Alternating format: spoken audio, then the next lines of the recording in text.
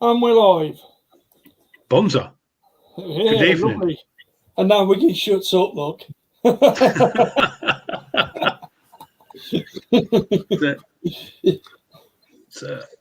Evening, Carl, and evening, Chris.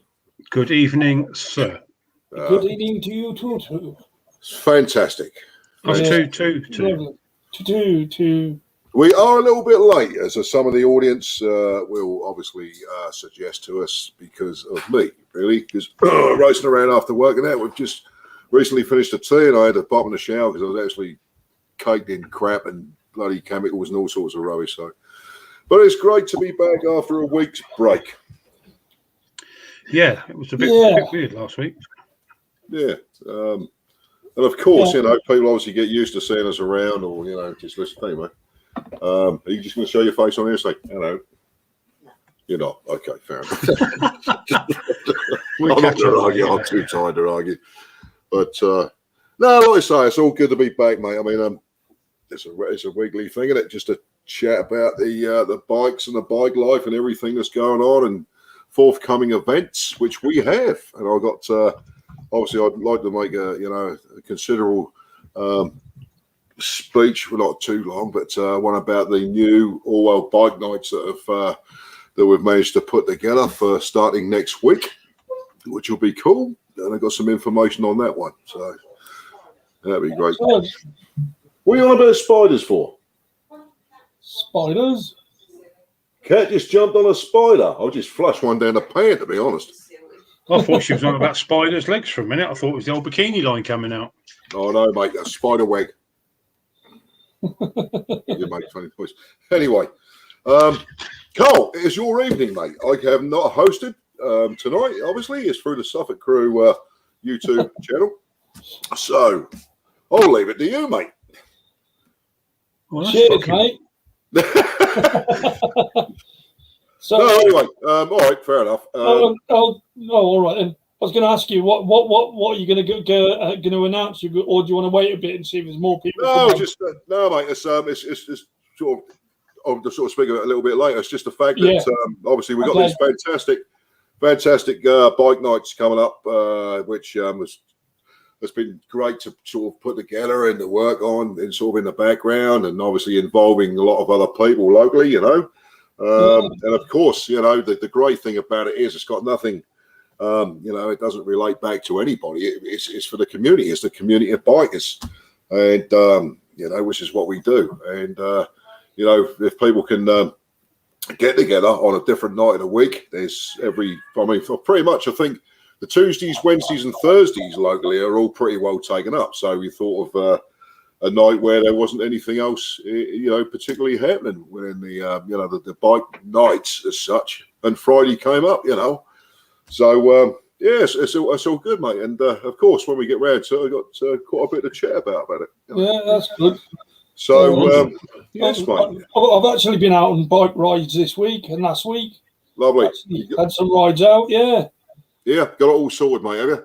Yeah, well, sort of, yeah. Basically, what happened was, I think the first time, after I charged the battery the first time, I put the battery on back to front. I put the positives and negatives on. Really? I'm sorry, Carl. I've just brought up the comments. I've just got to say hello to the twins. You know? Hello, twins. You beat me to it because I see that there. Hello, twins. Sorry, mate. No, I've literally, you know, gone behind a little bit, so I've just seen it. Lovely little girls. They love the YouTube channel. They sort of just love to say hello, and they think we're Holly and Georgia, of course. Holly, hello. Georgia, hello. And if you're watching, hello.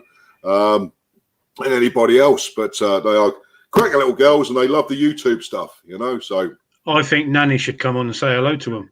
I don't think Nanny will. I think Nanny's sitting in the background, and obviously she's watching because I can see her smiling on the table. See, right? But no, we've got Gordon watching as well, and Big Ads. Who else have we got? Yankee Doodle. Who's that plonker? I don't know. Wait.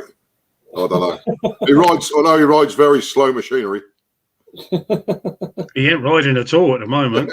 Yeah. I swear to God, Weggy, I have still not got my ass on the seat of that bike. Maybe not. No, I've had that. Is it 3 weeks? Is it had a hip close to it? Yeah. I was telling Carl before we come on. Yeah. She's moved it out a couple of times for me so that I can look at it and love it, and I've given it a quick wipe over and stuff like that. Anyway, she went to put it away for me, and I said to her, just lift it off the side stand, but leave the side stand down. Just push it back into the garage, and then we'll lock it all back up again. Yeah. And unbeknown to her, the side stand got caught in the carpet. Oh, really? And she let go of the fucking bike, and it came down. And I fucking hell, if I'd have been within 6 foot, I might have been able to do it. But I was about 12 feet away. Really? There's no way I was going to do a 12-foot hop. No. And she caught it on her hip. Really? Flicked the fucking thing back up. Did you? I'll tell you what. And it was down at 45 degrees. Good old girl. She saved it. Once they've gone, that's this particular, a particular line of an angle they get to when you think it depends on the bike, obviously, but something like we generally ride. Your prayer book needs to be out pretty soon. I mean, I can remember my old XJR going over, and that got to about 45 degrees, and I was sitting on it. Yeah. It was just stupidity, and it slipped. That is what it is, mate. I couldn't stop it. I just had to lower it gently and then get off and pick it up. Yeah. The good thing is with the GS, it's got all the the engine bars, and being the boxer engine, it will only go over so far anyway. But luckily, they didn't even touch the floor. She just caught it and threw it back up. I actually ran a great idea would be to have a set of fucking flexible casters on the end of a fucking BMW flat lump, to be honest with you. So just, so if you just, I suppose some people would say a bit of stabiliser, but in a way, having it sounds stupid, but a couple of little wheels on the top, because obviously the camshafts, what the heck, would make sense if the bike is going to fall over. But I suppose the engine, as wide as it is, would probably get so far. And then I suppose if they go fully down, they've got they're about, I don't know how long the barrels are on them things. I suppose they must be about they stick out a bit. Yeah. They're not stupid, are they? But you can lay the bike down on its side and step away from it.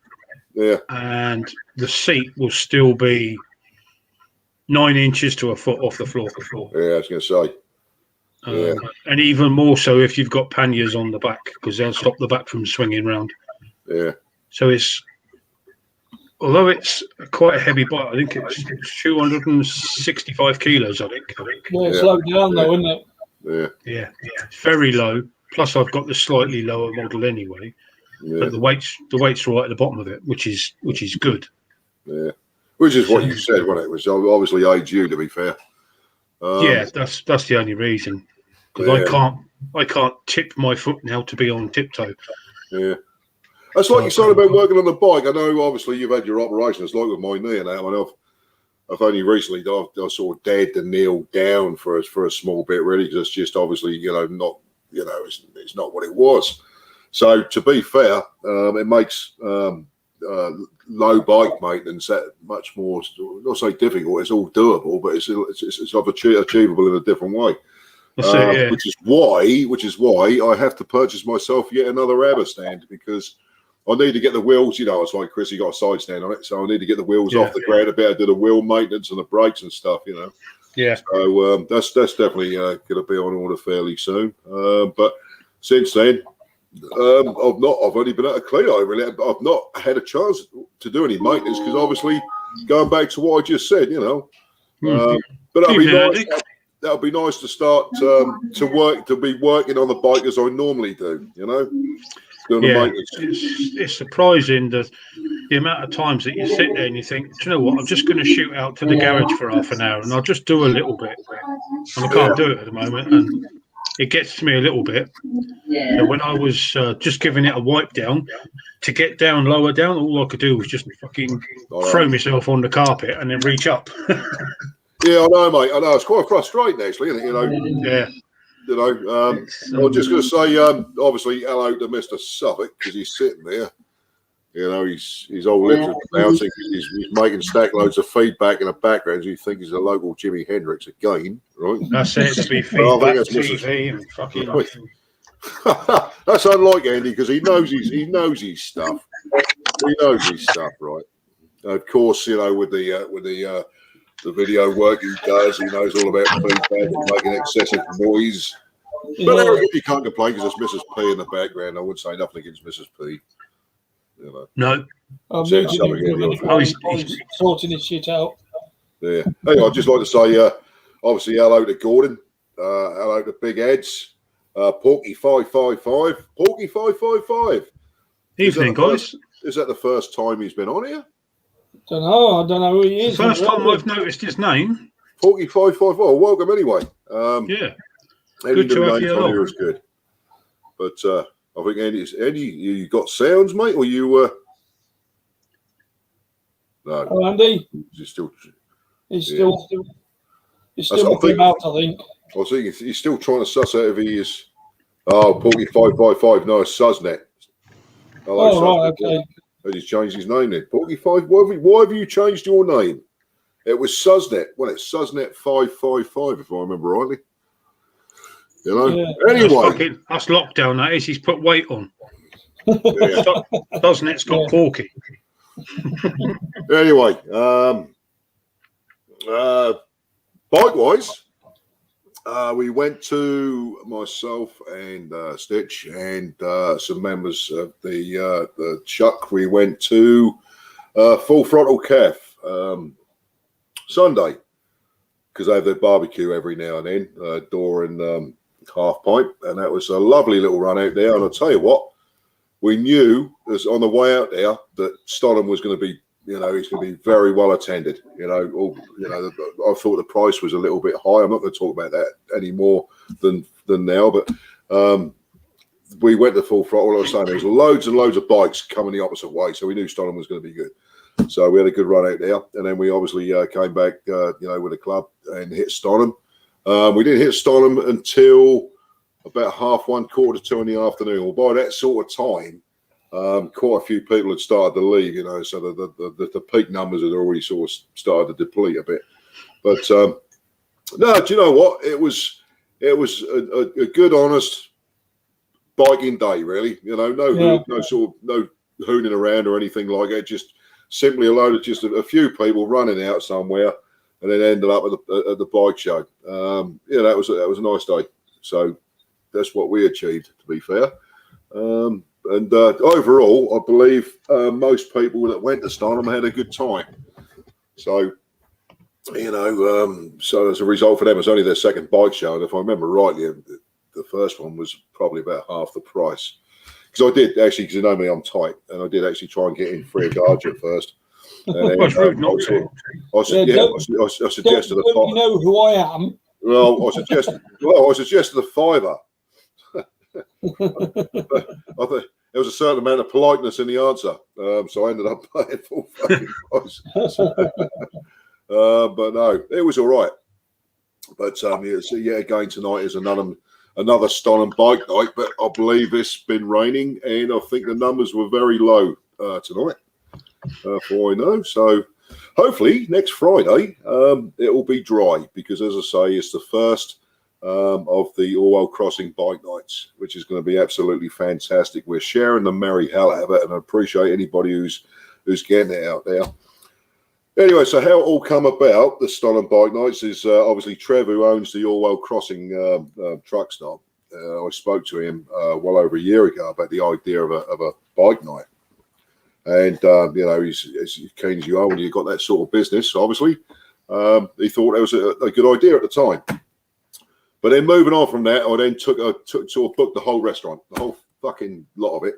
And that was for the Suffolk crew. And I literally filled it with about nearly 100 people from the crew to have a big breakfast before we hit the Kesgrave bike show.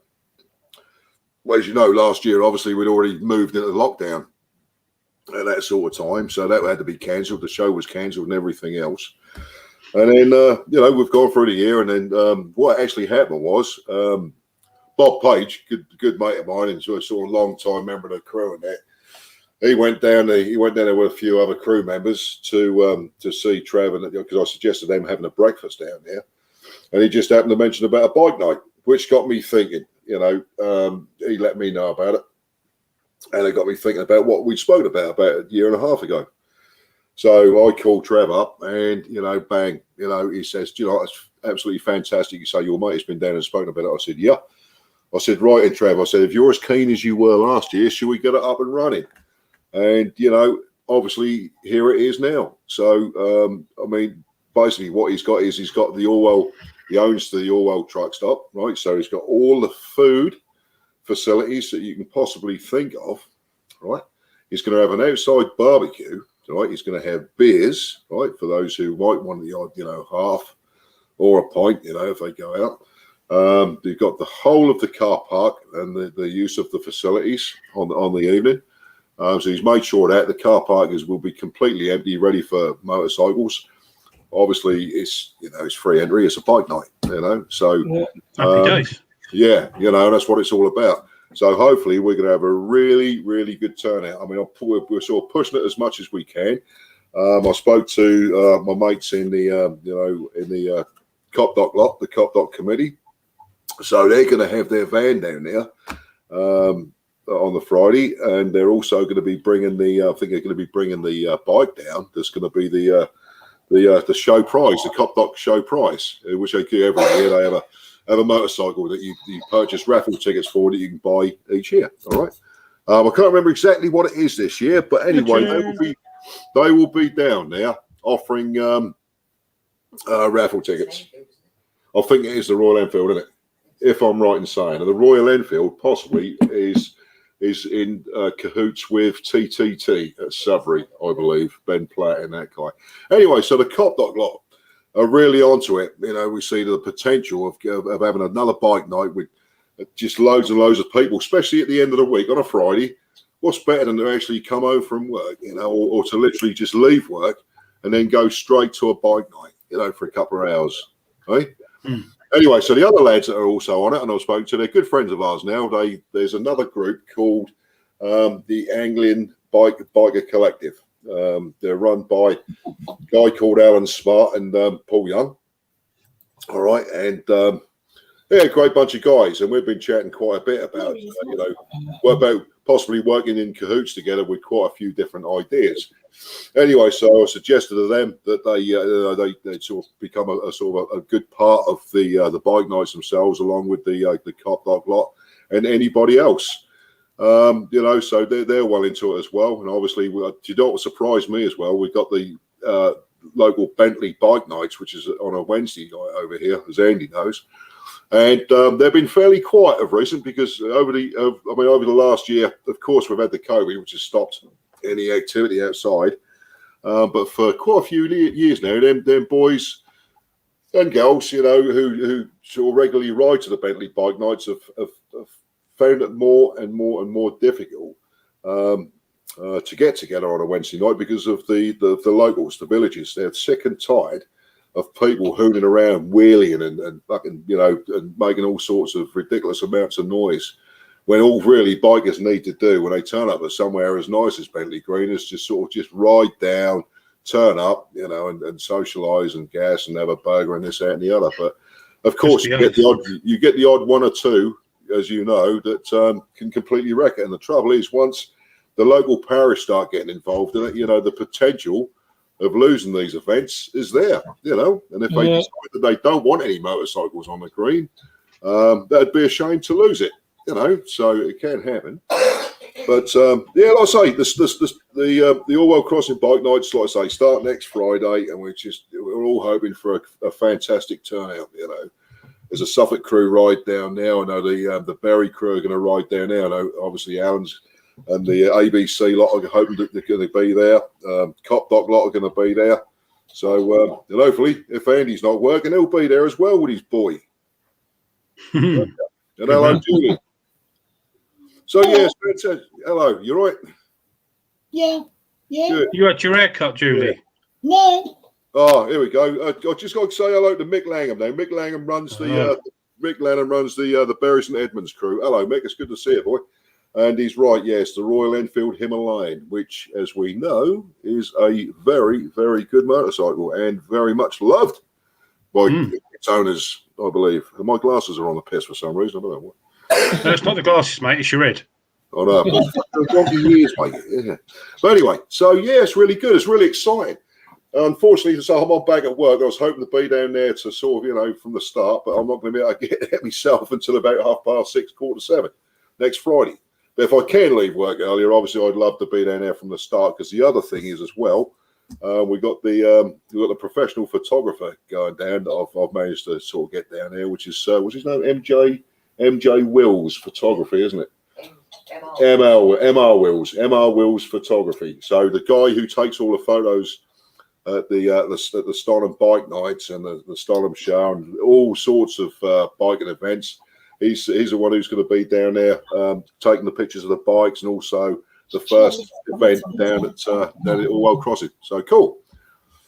Don't know what else to say about it, really. Just hope that so many people just turn up and support it, on the first night, because that will make a difference. For the first couple of 3 ones, it's going to be every second week. It's going to be, once a fortnight. But as soon as peak season hits and we get this June day out, mate, I've said to Trev, you open up as much as you want, but he's already said, I'd love to make it weekly. And I said, mate, if you open up weekly and it goes down well and all the goods are there and people are socialising and getting the bikes together, mate, that'll happen. And then it'll become a local favourite, like many of them, Treat it with respect, and you will get to keep it, Yeah. So that's all good, mate, and of course you might get your Mr. Whippy van up in the corner and all that sort of bullshit, but no, so something to look forward to, mate. I'm quite chuffed with it, really. We've spoken about it quite a lot, haven't we? Yeah. Yeah, so really pleased. I'll shut the hell up now. I'm to find a space for a night. Suznet retired. Oh, Suznet has actually retired the Suznet channel, so he's now Porky555, Andy. Can you hear, Andy? Can you speak, mate? Don't do it for real. Hello. It's coming through fine, Andy. You're not making any noise or anything. Oh, good. This says. I'm so happy about that. Evening, Mr. Suffolk. Stitch says. Evening, Mr. Suffolk. Yes, I am here. Excuse me. But are you here in spirit as well as body, Andy? Oh God, I am absolutely. I don't know how long I can stay on here actually, because I am so friggin' exhausted. Andy, I must admit, I can see that, mate. And I did say to you that I'm going to try and stay on here as long as possible, because to believe you me, after 8 months and going back working 60 hours a week, this has been a bit of a shock. Sure, but it is. As mate, I'll tell you, mate, I've had no problem falling asleep, mate, at all at night. And waking up. There's no law to say we got to go on till 3 o'clock in the fucking morning. Oh, mate, no, absolutely not. But I certainly won't be. Oh, so I'm getting all Suznet. The only bad thing is that look like that's going to be a bad weekend for weather, doesn't it? It is, mate. Work all bloody week and the weekend is bad. Yeah, well, I posted up an event, right? I've already spoken to somebody else about it. The possibility is more than likely I'll probably end up cancelling the event that I put together, which I was looking forward to, really. It was Route 11, going up the Route 11 in Norfolk, right, with the Suffolk Crew event. But if the forecast is shit, which means I'm not going to, and I've said this before, I'm not afraid of rain, but to purposely go out in the rain to somewhere like a biker's calf is just pointless. And it's up in Norfolk anyway, so it's just a complete waste of time. And I'm not doing another skeg. Is that Sunday you're planning that then? Saturday. No, it's already up there. So. Oh, I haven't seen it. But out of the 2 days, Sunday looks the best day. Saturday looks really quite bad, but Sunday looks like it could be. Yeah. Well, Sunday is sort of fairly big. Got me son come round with his girlfriend and having roast dinner and stuff, and then your boy. So that's Although saying that, I could get the bike. I won't be able to. We're going to have a few drinks Saturday night. Oh man. no biking this weekend for me. They better clean the fucking wheels instead. Right? No chance. No, you don't. What are you on about? I thought you cracked me a deal. You cracked me a deal. In fact, to be honest with you, I'm not moaning. It's you.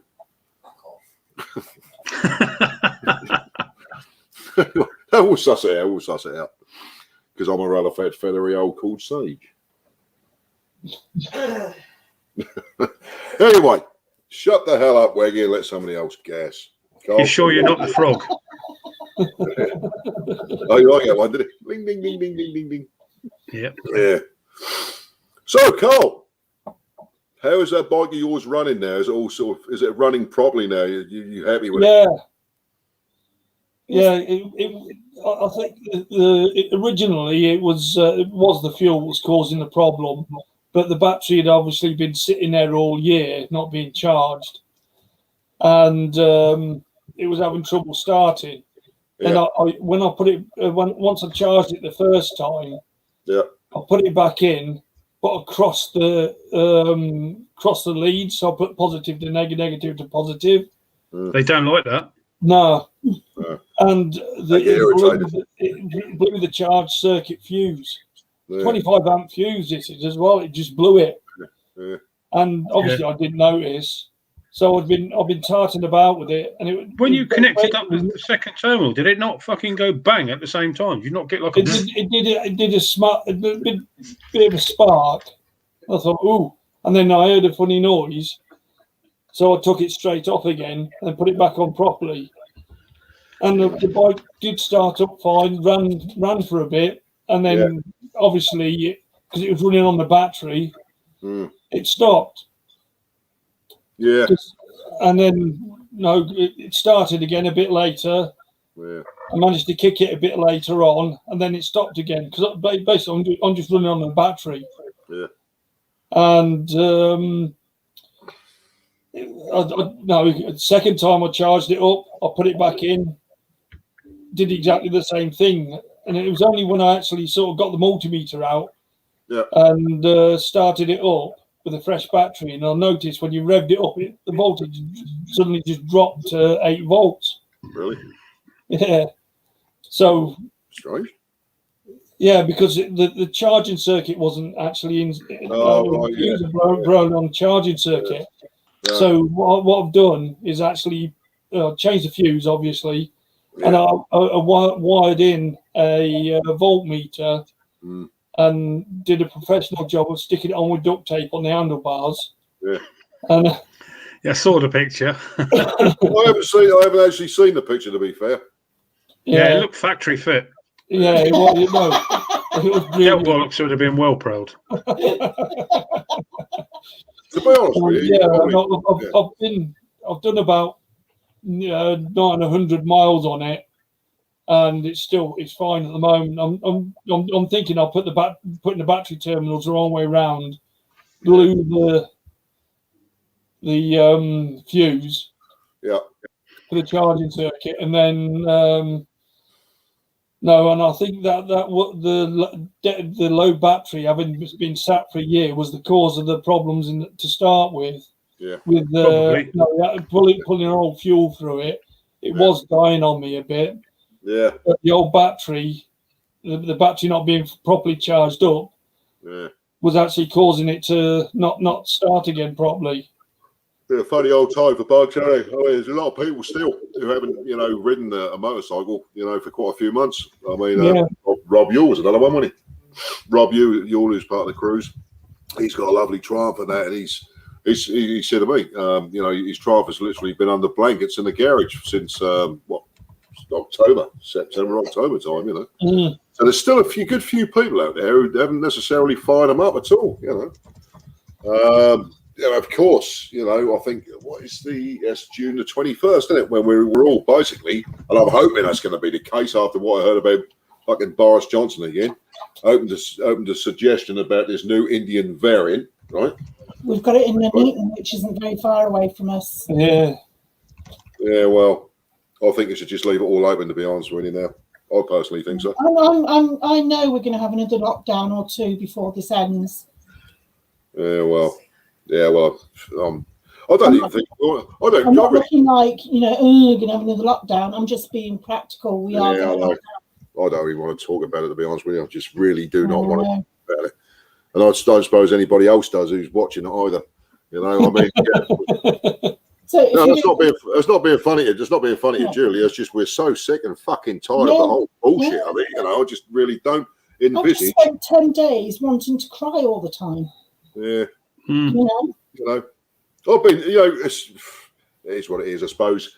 Really, to be honest with you, as long as we can get to that 21st of June and crack it wide open, I think we'll hopefully be fine. I mean, that's the reason why we're having the jabs and all that sort of stuff, is to cover our ass now, like with the colds and the flu. So we'll see. Anyway. Fingers crossed for 21st of June, because 26th and 27th and 28th, that weekend is our birthdays, and nice. Kids are coming up. Yeah, great. So there's a lot of things to look forward to, and there's loads of things. It's not just evolving around bikes; it's families, isn't it? You can play tonsil tennis again. Yeah. With your mates. Yeah. I just got to say, just going back to what Big A said, the trouble with the weather is, and we have said this, the weather seems to be so changeable over a period of 12 hours nowadays when you look at your apps, so if you're trying to plan a bike ride or anything with a family at barbecue, you literally have to wait till that day physically, don't you, to see whether it's raining or the sun's going to be out. That's a funny old thing. And the guy that I spoke to tonight, Alan from the Anglian Bikers, I said, I'll leave it right till necessary, is to let them know what we're going to do, because they're going to join us on the crew run to Route 11. But it's no big deal. It can be postponed till whenever, can't it? It's not going to kill us. Route 11's not going anywhere, as you said. It's not on wheels, is it? So, going back to... I'm not risking pneumonia for breakfast. No, exactly. And of course you don't. I mean, we've spoken about this before, and Chris is the same, and no, Carl. I mean, we've all been out in rain, of course. And if you've got to be somewhere and go out in the rain, then fair dues. But let's be honest with you. Nobody's comfortable riding fucking rain and getting soaking wet before you even got to somewhere, are they? And I don't care what people spend on levers. I don't care what people spend on fucking spandex, rubber, or God knows what to ride motorcycles. Eventually you get wet. He got soaking wet. He actually squelched, and bubbles of water came out of his boots and everything. And he sat down and that one water, Julie. And I said, "You're going to get in my car, to have a cuppa." And I thought, well, he can't really stand outside, because otherwise his tea will be, rained. Yeah. So we got in my car, and my car was soaking. Even though you got back on your bike, it's like splat, splat, splat. You know what? I think one of the obviously the worst thing is, and I saw something you sort of notice when you get older now, is we've all done it. We've all been on rides and in places we've gone out in this rain. And of course, eventually, if it warms up slightly, you dry. But if it's a cold, windy sort of day, that's the worst possible poxy day to be standing in wet gear, isn't it? Yeah. And it's nothing worse. Do you know what it's like? You can stand around trying to get dry, and then all of a sudden you have to get back on your bike, and you're still not quite there yet. And you think, really? No, I've had enough of that shit to last me a lifetime, mate. I think Skegness, coming back from Skegness last year, really done it for me. To be honest with you, that was it, wasn't it? That was, wasn't it? That's a fucking. I mean, to actually want to phone the Samaritans all the way back, right? It's fucking crazy. Can you help me? What is that? Because I just want to give up. I'm that wet. I'm pissed off. That's no fun when it's like that. The only form of comfort is knowing that the other blokes feel exactly the same way. Brilliant, isn't it? I had to confirm it with Andy first, though. The car is good. Yeah. I must admit, the car's good. That's the one thing about being in a car. If you go somewhere and I don't mind it when it's really slinging it down, so you can't even see through the screen, and you think, what? I've got my music and I'm fucking warm and I'm dry. Really? Their heads all popping up and down, smacking the gear stick. That's what it's all about.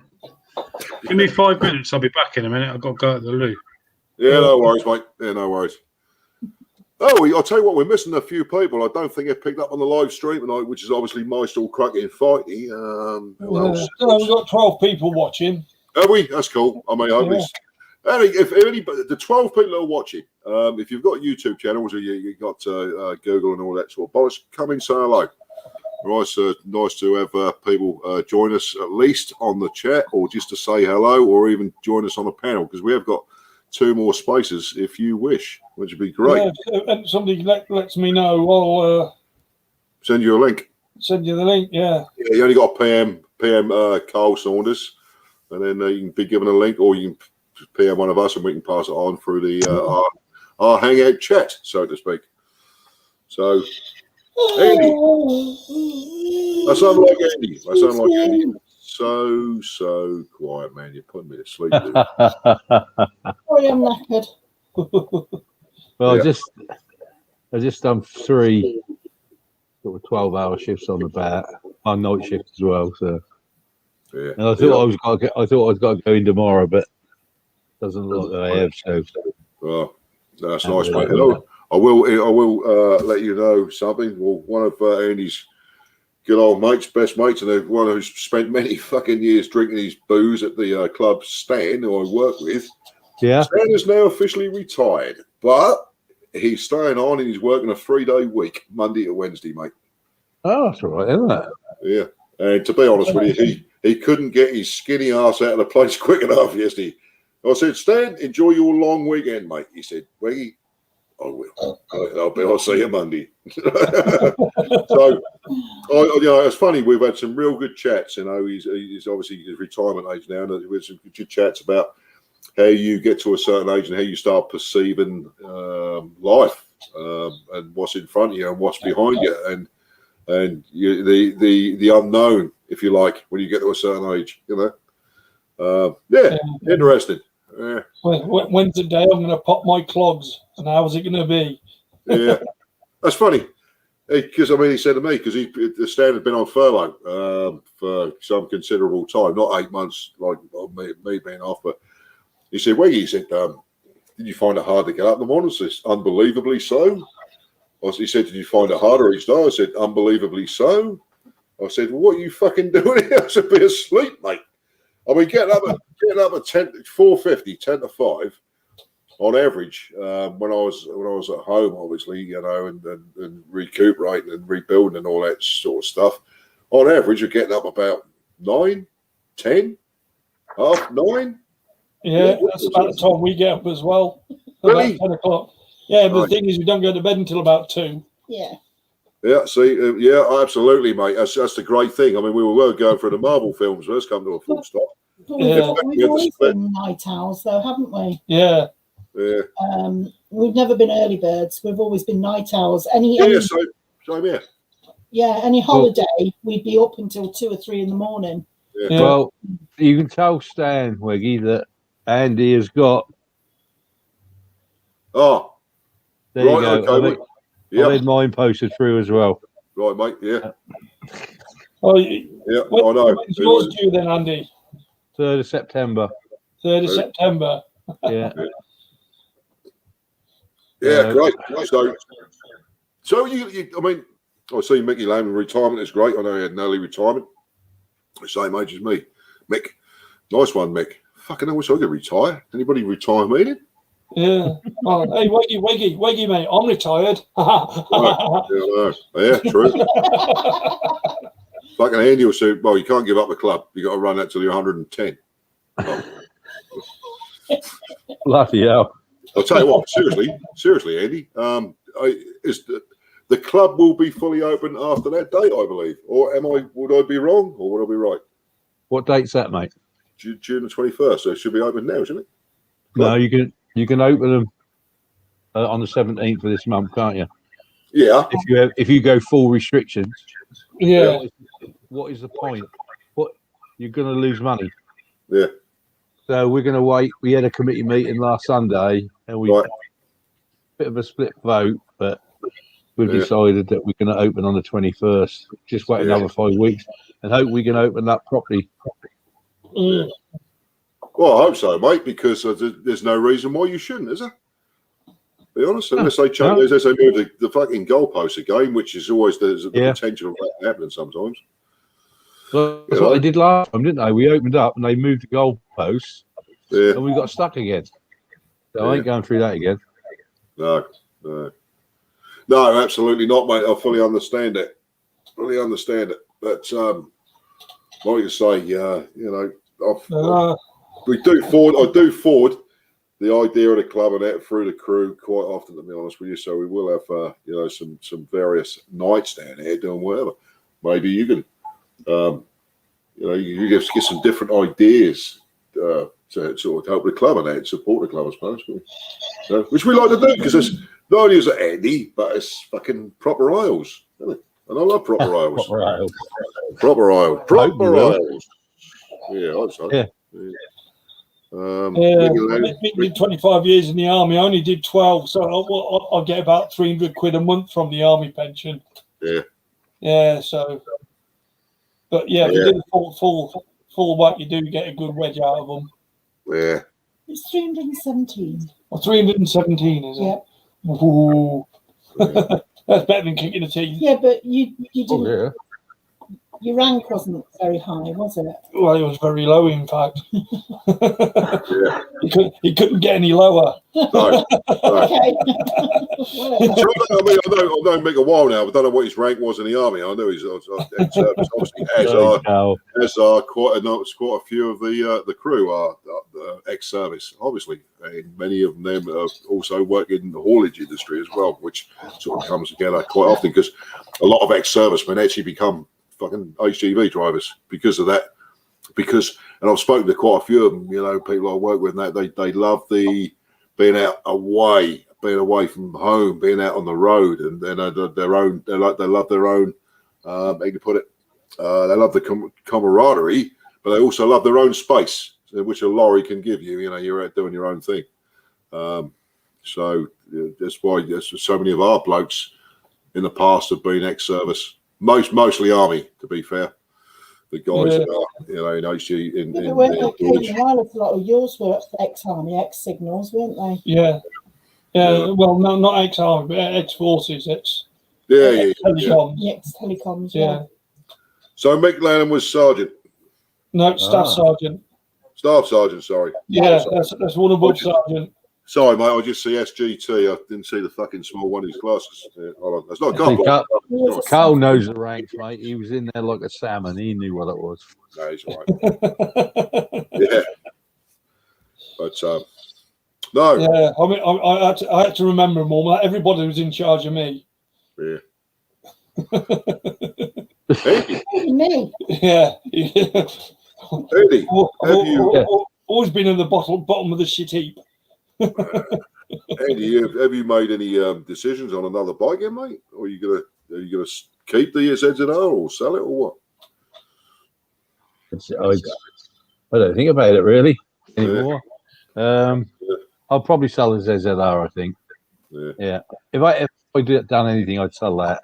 Yeah. I think what I want, I never ride it, so it's sitting in my garage, and I just start it up every 3 or 4 weeks. Run it for 10 minutes and turn it off again, Yeah. The boys aren't boring me. I'm just absolutely. You'll have to, if you ever do get the Sully, you have to sort of let me know what sort of price you're looking at, mate. Well, you already got one. No. But what I'm saying is, I've already said, I don't want to use the 1400 for trawling the working bag all the time. I don't need to. I don't want to. I want to sort of. I'll start working on it and make it mine. I've always had a work bike as such, which was a Bandit. I've always had a bike that I sort of leave for runs and weekends and stuff, saying I used to use the Bandit more often. But do you know what I'm saying? A bike that can get caked in shit, that can be cleaned once a week if necessary, or just hosed down, and then properly just a workhorse. I don't want to put the ZZR 1400 through that sort of shit, especially during the winter, Andy. But there again, you could pick up another Bandit a lot cheaper than you could pick up a ZZR. Yeah, not really. You'd be surprised, mate. Yeah, you can pick up a pile of shit for 1,500 quid. But to be honest with you, Andy, the Bandits are now slowly moving up again. I mean, to buy a decent bandit now, you're at least spending 2,000 quid, mate. Unless you're lucky. Unless you're lucky, and you find one like I was speaking to Deej, Dave Garner Weaver, who's part of the Cop Dog lot. I never realised he had a bandit, and he picked up a lovely black Suzuki Bandit Mark 1 1200 for 1,500 quid. How he come about it is through, I think it's through Mark Goldie, I believe, but no, you do get lucky sometimes, and I've still got one or two crew that because they know that I'm interested in getting another bandit at some point. They do send me links to various bikes that go up on the crew, which is nice. Thank you. So yeah, but no, I really do want another hooligan bike. Not because I'm a fucking hooligan, but just because the Bandit was brilliant for hooning around. It was just brilliant for taking the work and simple shit. And cleaning was another thing, You don't expect a mint bike when it's been ridden 12 months of the year, but at least with a Bandit, it's nice and easy to clean inside and out, Yeah. I tend to find the Fed bikes, they're great. Okay, they keep all the shit off, but I find them more of a pain in the ass to clean than I do nakeds, to be honest. I personally do. Certain parts are obviously harder to get to. But, like I say, I want to keep the ZZR looking really nice and in tip-top condition. It's just one of those things, isn't it? You have a workhorse and a weekend bike, if you like, but it's not to say the ZZR can't put some miles on it. It's just when I decide to do it, rather than the fact that I have to, You know what I'm saying? That's what I used to use my 125 for, the winter hack. Yeah, I know. I mean, to be honest, they're not even that cheap now. I mean, I could go for another Phaser 600. I don't do mid-sized bikes, but the Phaser 600 I had was exemplary, really. Brilliant engine, and just under 100 horsepower on paper for a 600cc. It was an enjoyable bike to have. I mean, Andy remembered it because I took it to the ACF. The blue one, Andy. Yeah, I remember that. Yeah, it's off a Versus, mate. Versus. I don't do the adventure styles, Carl. I really don't. I mean, it's not that I don't. It's not that I don't think they're good bikes, because obviously they are. Just the style doesn't interest me, if you like. Yeah. Same as, whereas obviously people who own them, i.e. Chris has now got one. He's had a couple before. Somebody like Buster, who obviously Andy knows. He'll swear by him, mate. He won't ride anything else. The adventure style bikes, and of course, the Versys is good for 160 odd mile an hour anyway. So I mean, and they had nearly as much power on tap, if not as much as the ZZR 1200. And he don't hang around, Buster, do he? No. Anyway, right, okay. Big Edge has just come back in support of your channel, Andy. Your new YouTube video quality looks better, Andy. And going back to the older intro looks good. I actually said that. It was good to see the old Suffolk Andy racetrack. Yeah, well, I put another that part of that video where you see them all streaming past. Yeah, I took on my phone at Brands Hatch. That's the straight. Yes. They come down under the straight. That's not really a straight, is it? Chris knows that, but they call it the straight. And I had another part of that film, the first bit, and I put that on the one I put on this week. I actually cut that up and put that on as well. It's slightly different this time, yeah. That's when they're taking off the line. I've got them all lined up on the line. Right. They all take off and the car goes up after them. And then they go, because that was the Indy track, which is only about, I don't know, 40 seconds to get round the Indy track or something. Short track, isn't it? It's about 55 seconds. Yeah, about 55 seconds to get one lap in. Really? That's how quick it is, yeah. For the good boys, anyway. Yeah, I think the BSBs are about 55 seconds, if I remember right. Yeah, I know it ain't long. So, for the likes of me, it's about 2 minutes then. Probably. Yeah. I won't even. I've not done the short circuit. I've gone round the full Grand Prix circuit, the full track. Yeah. That's fucking good. Yeah. That is really good. There's a couple of good places on there where you can really open the taps up as well. Yeah. Just funny old thing. when you think of the history of tracks, right? I've been on Snetterton track and Cadwell Park, and it's a fucking strange feeling. That's really strange, isn't it? When you're first out there, you think, really, and you sort of try and imagine, that you're going full fucking pelt around these the track, and of course the surface feels completely different as well. It's not your standard run of the mill tarmac, is it? And you think yourself, fucking speeds of people travel around these things, And, you sit there thinking you're on a MotoGP bike, and then somebody comes past and makes you look like you're on a fucking tricycle. Yeah, and you think to yourself, do you know what? If I did that, I'd probably got about a minute and a half to live, right? But no, it's a funny old thing. I mean, it's to think of the history of places like Brands Hatch, and Silverstone, places like that, to actually be able to go on the track days and stuff is fantastic. I've got a video of me riding Silverstone on a ZX7. Have you? And I was giving it the beans, and I cut a bit out because I went right off. I took the corner too wide, straight out, over the curbing, onto the fucking grass. Just managed to miss the gravel. Evening, John. Yeah, as Jeremy Clarkson said, poo was coming out. Yeah, even Johnny boy. See, he'd be all right on a track. He's got collar and his tits out. Yeah, I gotta say, you get them fucking tits out, he's got a built-in fucking watch. Yeah, umbrella girl. He'd be all right. I can imagine John, right, kicking up that old 125 boy and racing around that track at a steady 65. He'd be happy days, wouldn't he? Huh?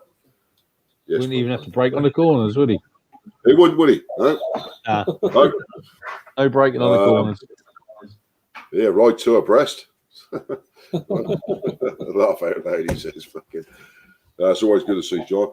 Who else is on here tonight? Anyway, we've got people in the background. Just come and say hello.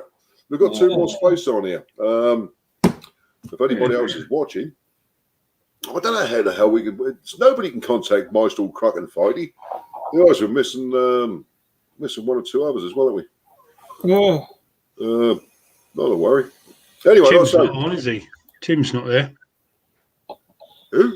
Tim Christ, no. Tim Christ. Yeah, he'll probably sort of catch because he's pretty good at sort of catching up with stuff as we do. In fact, to be honest with you, I've got actually 352 videos that I need to watch on YouTube on my phone. That says at the moment 352. Oh, seriously. Just don't get the fucking chance, do you? Well, not now you've gone back to work. That's you fucked. That is, mate.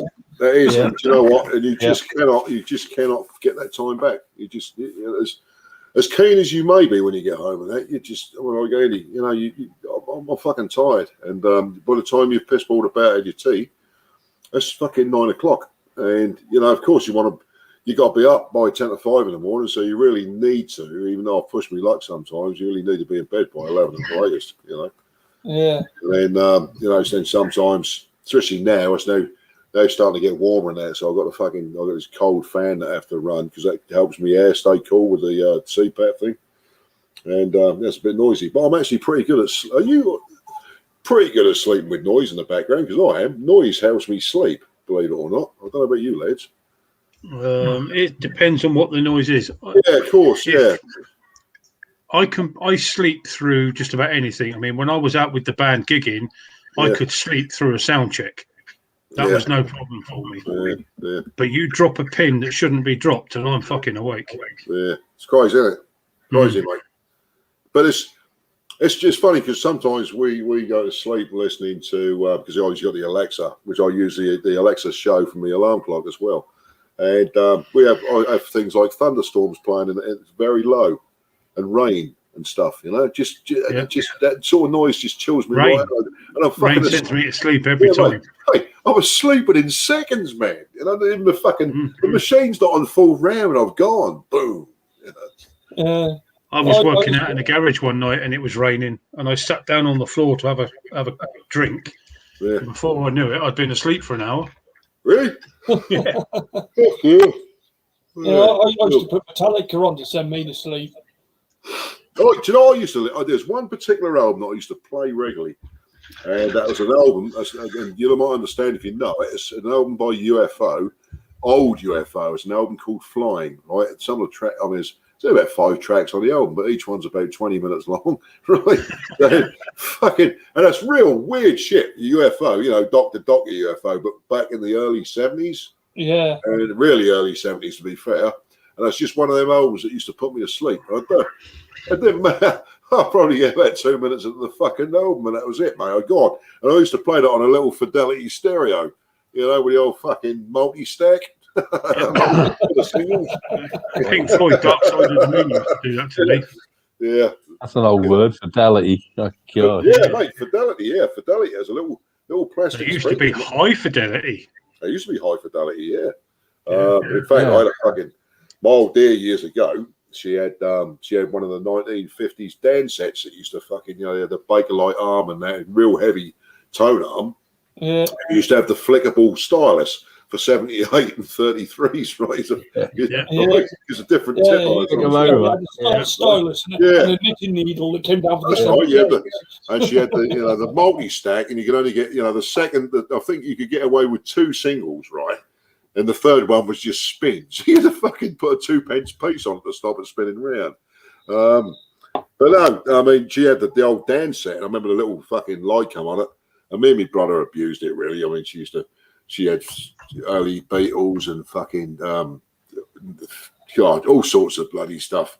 And we wrecked all her singles, mate. You know, all those fucking 45s. And you know, we used to play them at 78 instead of playing them at fucking 45. You know, Pinky and Perky. Yeah, Pinky and Perky sound. So we destroyed it. I mean, then I you know, come about the age of 13, 14, or probably about 13 actually. My mother bought me my first fucking decent record player, and that was a Fidelity, proper full size, you know, Fidelity. But it was a mono one with the wooden fucking effect on the front. Right. And that was lovely, mate. I used to love that thing. Fucking loved it. I was the same. I had, I'm pretty sure it was a Fidelity, and you had the turntable in a box, and the speakers you had to put a lid. Yeah. And then when you took them off, they became one for either side, so you had stereo. Yeah, you were posh if you had stereo. That's right. Yeah. My brother, right, I had the full size Fidelity, right, which obviously, you know, if you can imagine, you know, it was like the old dance set. My brother got one. He had the Fidelity mini deck. Right, so it was a box about that sort of size, proper quality little thing, but it didn't have the automatic tone arm, right? So you used to take the lid off. I used to make it in black and white and red, I think it was, plastic. And so you just flick the old tone arm on. So when it come to the end of the album, it would just keep spinning around and tick, tick, tick, tick. Yeah, that part of the fucking thing.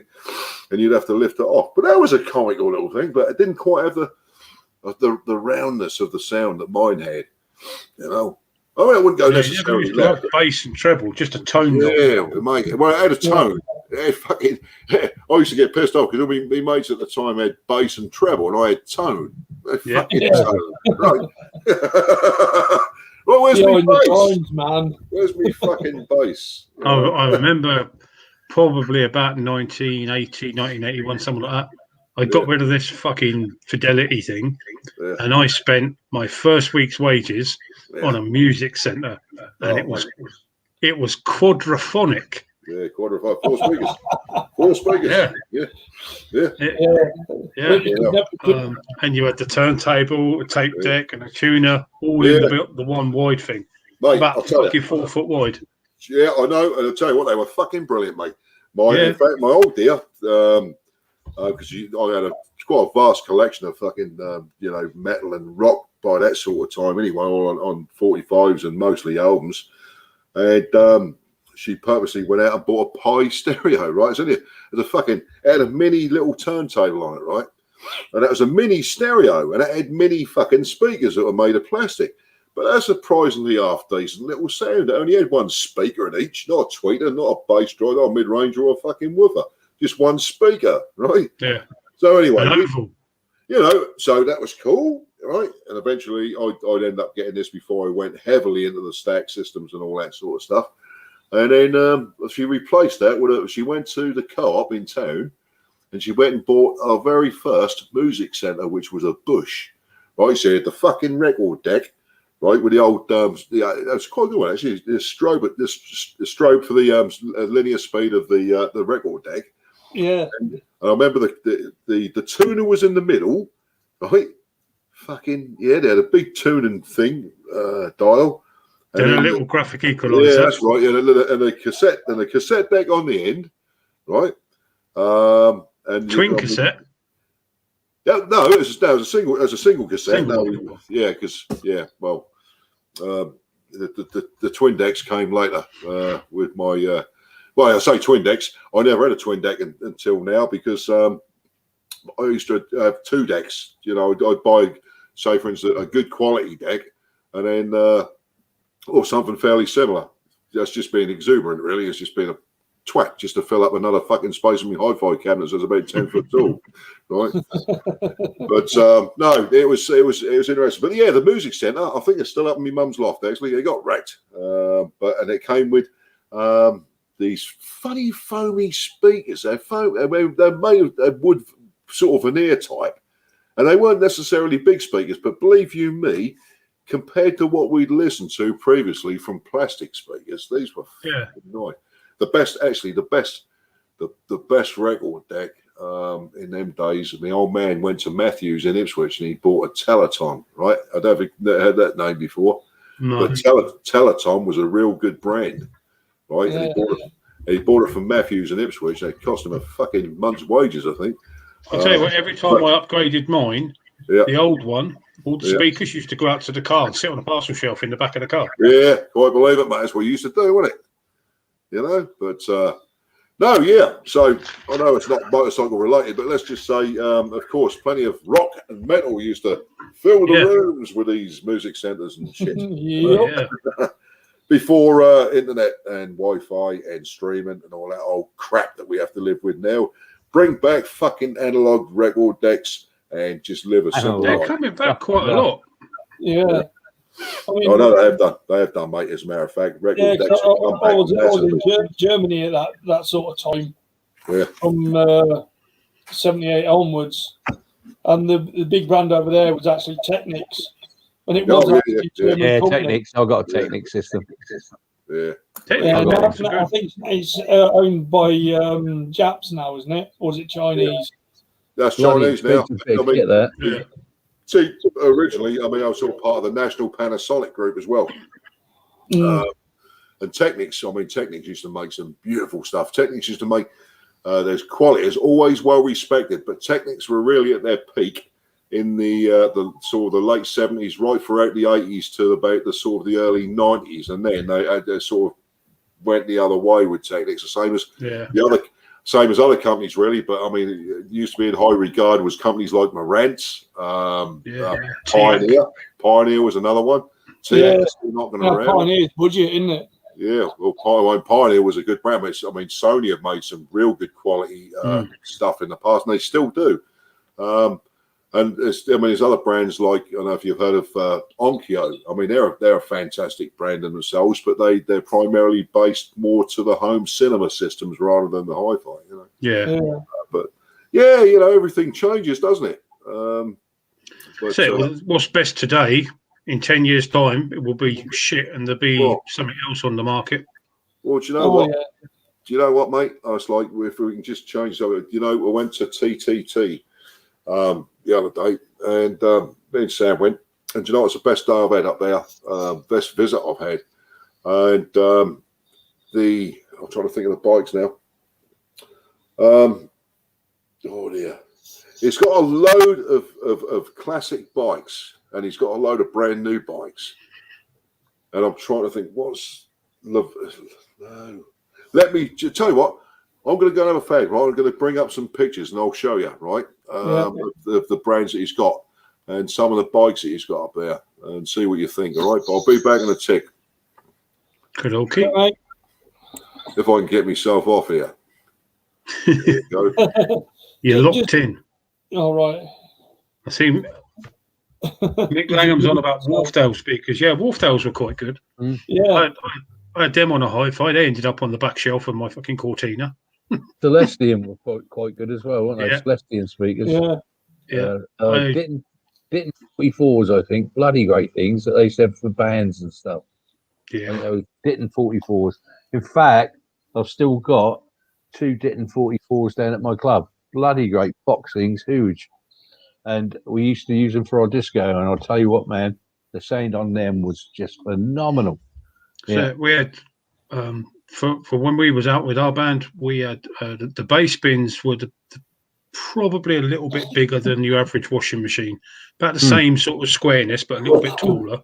And then the top bins were about the size of an upright fridge freezer. And we used to stand them on top of the bass bins, and that used to be almost 4K.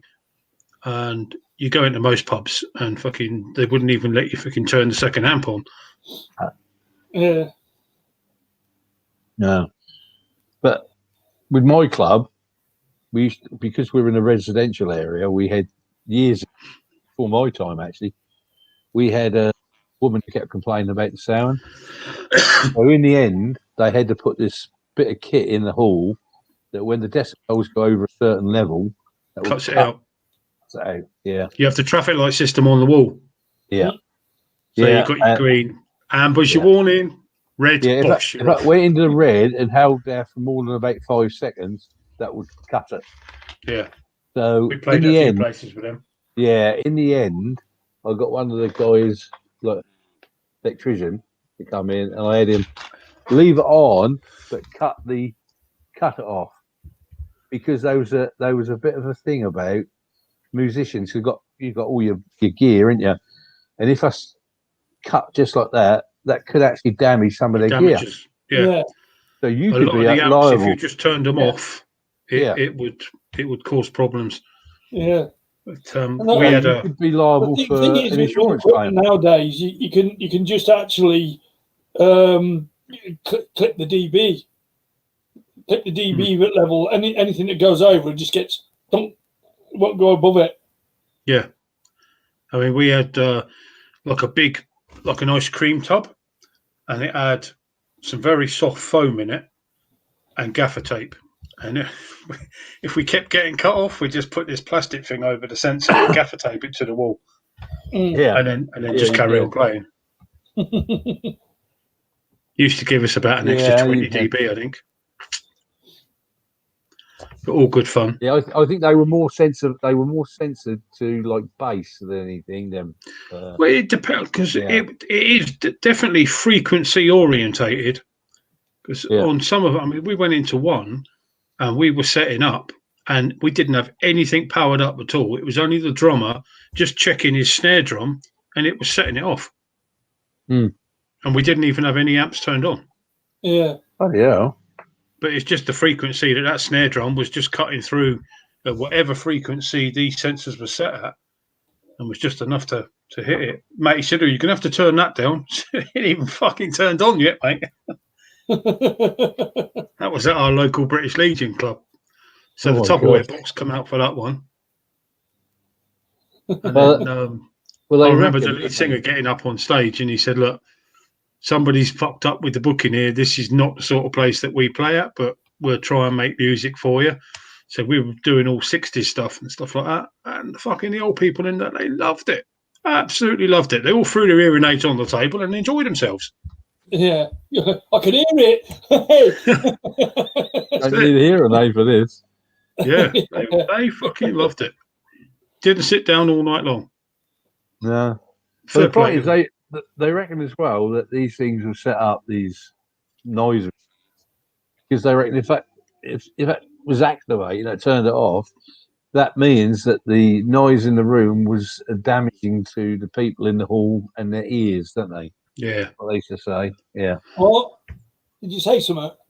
Yeah, fucking same as. Do you know, I sit here, and I haven't got it with me tonight, but generally I'm sitting up here probably half an hour before we're due to go live, and I've got music absolutely fucking blaring. I've got an amp that goes through these Sennheisers, and it's just like being at a live concert.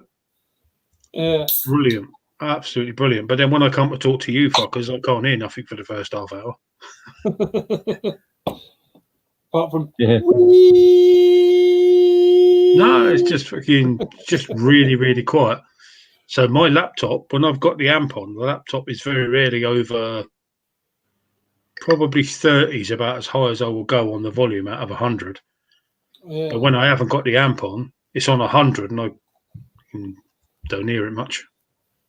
Just talking at a normal volume, I can hear over the top of the headphones. But the amp really does make a difference. Yeah, I think we've talked about it before, but I've always found that riding a bike, all the years I've ridden a bike, I can't wear earplugs. They just do my head in. My friggin' egg in, they do. When I first started riding again, I used to have earphones in to my phone, so I had my music on. And I didn't like it because, I don't know, it just kind of felt separated from the outside, if that makes sense. Yeah. And then I put the Bluetooth on the head in the helmet and had music coming through that. But because I could hear the outside as well, I was quite happy with that. So I upgraded the speakers. So I had fucking plenty of boom, boom, boom going on inside the helmet, but I could still hear bikes, cars, old Bill, and whatever. I never got on with earplugs on a motorbike. Oh, do my head in. Yeah. I bought myself a new helmet last week. Yeah? Yeah, so I've had to transfer all the headphones over to that. You know, you're supposed to change them after 5 years or something, can't you? Mine's ready to be changed. Yeah, all mine are over 5 years old now. Some helmets it's 3 years, and most it's 5. And I thought, I can't remember how old mine is, and it was fucking 8 years old. Still looks brand new. Mm-hmm. So I've got a carbon helmet now. It's really light. Yeah, I'm going to go and have a look in a couple of weeks, actually. Get a new one, because mine is getting too noisy. And I know you can get the cheek pads and you can change them and all that. But when you put it all together, and the new visor, new cheek pads and everything else, it's going to cost you the same as a new one, nearly. Yeah. They're so expensive, especially Shoei stuff, And I'm actually, for the first time, not going to buy a Shoei helmet. So I've had them for years now, and I've had enough of them. So I'm going to look for something completely different. It's one of these debatable subjects, isn't it? Do you spend 50 quid on a cheap helmet and hope it works, or spend 500 quid on a more expensive helmet and have a bit more confidence in it? Yeah. And I couldn't make my mind up. Anyway, I spent 420 quid. Which is that's about right, isn't it? If you're going for a top. I think I paid 300 and something for the Scorpion that I had. I've still got it. It's still sitting behind me. But this, I saw one of these helmets, BMW GS helmet, and it was 300 quid from BMW, brand new. And I thought, that's really cheap. So they only had it in one size, which wasn't mine. So I inquired, and they said the only reason they're selling it that cheap is it's the last one. They discontinued stock. But they did have it at another branch somewhere. I can't remember where it was, but it was in white, and I didn't want white. Yeah. And then I suddenly thought, well, hang on, if it's discontinued, how much hassle am I going to get if I want to get a new visor for it or a new peak for it? Something like that. And I thought, oh, fuck it, I might just as well spend the extra 100 odd quid and get the new model. So that's what I've done. So I'm all carboned out now. Yeah, I don't know. I'm just going to go down to the Braintree and have a look around the shop there, see what they got. Because the top point is that you can get different makes of crash helmets, but you can fit it on your head to see if it fit you or not. You can like my size is extra large. That's what it is. But if I put a AGV on extra large, it's too small. It crushes my head. But a Shoei will go on just properly, But other ones I've tried in the past, sometimes you have to have a slightly different size, They're all different, and that's what. Yeah, that's the annoying thing. There's no actual. No, you couldn't order offline, say a shark helmet extra large. You could get it home, and you think, oh, this is going to fit me, and you can't get it on your head, or it's too big, It's the same with gloves, isn't it? Yeah. Well, and most clothing, actually. Yeah. Yeah, I've got this hankering for a Royal Enfield helmet. They got leather beading around the edges. They look the part on my bike. And I'm thinking, do I get a medium? Do I get a large? Most of the helmets now on each of the brands will show you where to measure your head, and it will tell you whether you have 54 centimetre circumference around your head. You need a size large or whatever. Yeah, it doesn't do that on the Royal Enfield. So I was looking around. I was thinking, no, I'm measuring my head. I'll just have a look online for Helmet City, because I'm sure it was Helmet City that got 2 or 3 stores. Old man bladder. Yeah, I had the same, but I have to go upstairs at the moment, and then I've got to wait for me use my mum's stair lift to get up there. Takes me a fucking week to get there and back. Yeah. Where is it? Why can't I find it? What's that place just up the road from Weggies? Is it Cox's? No, it's not Cox's, is it? It's the other one. Orwell's. Orwell's, that's the one. They look quite a big place. They might do some decent stuff. Yeah, a bit expensive. What I usually Is it? do. Yeah, bloody expensive. Yeah, all their kit is expensive. In fact, they take the mickey a little bit, but they've got no opposition round here, really, as such. Yeah, that kind of gives them the monopoly, doesn't it? And then they know that they can put their prices up. You've got to go sort of from Ipswich to Braintree for J&S, something like that. At Braintree, they've got a store there, so you can get a bit cheaper stuff. Yeah. But Orwell's, yeah. But if you could, what I've done in the past, I've gone in there like with a shoey helmet, I've tried it on there, so that's 500 odd quid. You know, and then go and buy it online for 300 quid. Yeah, for 350 or something. Yeah, yeah, that's what I used to do. But they haven't got. Been looking at some shark helmets, and they haven't got them in there, so I can't go in there and try one on. If they had shark helmets, I'd go in there, try it on, then order it offline and get it, 150 quid cheaper or something. So as you do. Yeah, as you do. But they're expensive. They're expensive for parts. Everything's expensive. You know what I mean? Mm. They got no opposition. Who was it last week that was asking about buying cheap cameras? Can't remember. Was it Weggy talking about it? I bought another GoPro during the week. The week before, maybe. Yeah, that's what I meant. Last time we was on, was I bought another GoPro during the week, 48 quid. Fucking hell! What GoPro was it? Yeah, it was, and the only. On the back of the GoPro, you can have the full door, so it's waterproof, or you can have the slotted one. I suddenly realised I've only got one slotted back door and 3 cameras. So I thought, I need another back door. Well, the back door was like 30 quid. So I thought, I'll have a look, see how much the cameras are. And I've got a camera with the slotted back door. Actually, no, it was 48 quid, and I ended up paying 43 quid for it because I bargained him down a bit. Just to get the back door. Was it offline then? Was it into his back door? Yeah, it was on eBay. Yeah. Bloody hell! Yeah. Because even the GoPro 6 is still going for a couple £100 second hand, aren't they? On eBay. Yeah. The 3 and the 4 you can get for just under 100 quid now. Yeah. Bloody hell! But I think it's. After the 4, I think it's the 5 onwards, you got to have this extra fucking lead for your mic now. Yes, I got it here. Yeah. I'm not interested in it. It's 50 quid and you can't get it anywhere else. 50 bloody quid for this little bit. Yeah. That's a bit naughty, really. Yeah. And it can only have been done for a money market employee because they've had it on all the other cameras. Yeah. It's all worked perfectly fine up until then, so why change it? Yeah. It's just to screw a few more quid out of you. Yeah.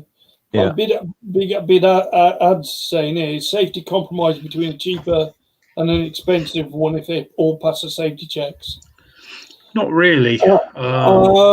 Yes and no. I would say the safety checks they've got to be repeatable. So that they'll test the same part of a helmet. It's the level of the check, isn't it? So if they all pass, if you've got a grade, for example, of say 1 to 10, and a 6 is a pass, as long as they're hitting 6 all the time, it's fine. But you get another helmet that's an 8, 9, and a 10 itself, then you've got a bit extra there. So technically the cheaper ones are safe, but I think it's personal preference. The big brands, what they tend to do is make it all over safe, whereas in cheaper brands will actually look at the test and make it safe for the test. That's it. It passes the test. That'll do. Yeah. You're obviously talking about the quality of helmets, yeah? Yeah, we are. Yeah.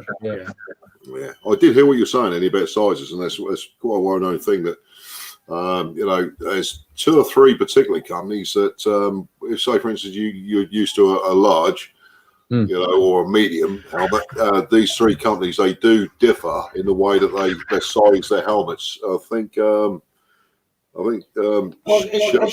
Sherry's one of them, I think, as a standard, but I mean, you got AGV, AGV tend to be smaller than other brands. Because I bought a race crash helmet years ago, AGV, an actual race helmet, and I got it second hand. I don't usually buy second hand, but it had never been worn properly. And when I got it, and that was extra large, I couldn't get it on my head. No. Can't get it on my head. That's the thing about helmets.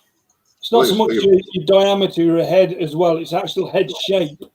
Yeah, so we all got different head shapes, haven't we? Yeah. Do you know what I mean? It's like we went to TTT the other day, and of course I bought, we've both got new helmets coming in, both Sharks, because I love the Shark helmet. That's what I'll be looking at. Yeah, and the thing is, the only real way, let's be honest, when you order online, the only real way to test it, to get the right size helmet is to actually physically try them on, which you can do. And I know there's two ways of actually trying on helmets, for our lockdown, or when at least the shops have been open. You can try them on, right, physically, normally, but then what they have to do, they have to leave them off the shelf and then physically clean them and sanitize them, so to speak, if you know what I'm saying. And the other one is they physically supply you with a plastic film that goes over your head, obviously not around your face, only when you die. I mean, it's like just a plastic balaclava. Like a balaclava, really, in plastic, and you just literally pull the helmet down over that, which makes sense. Even Mo, mate, good to see you, boy.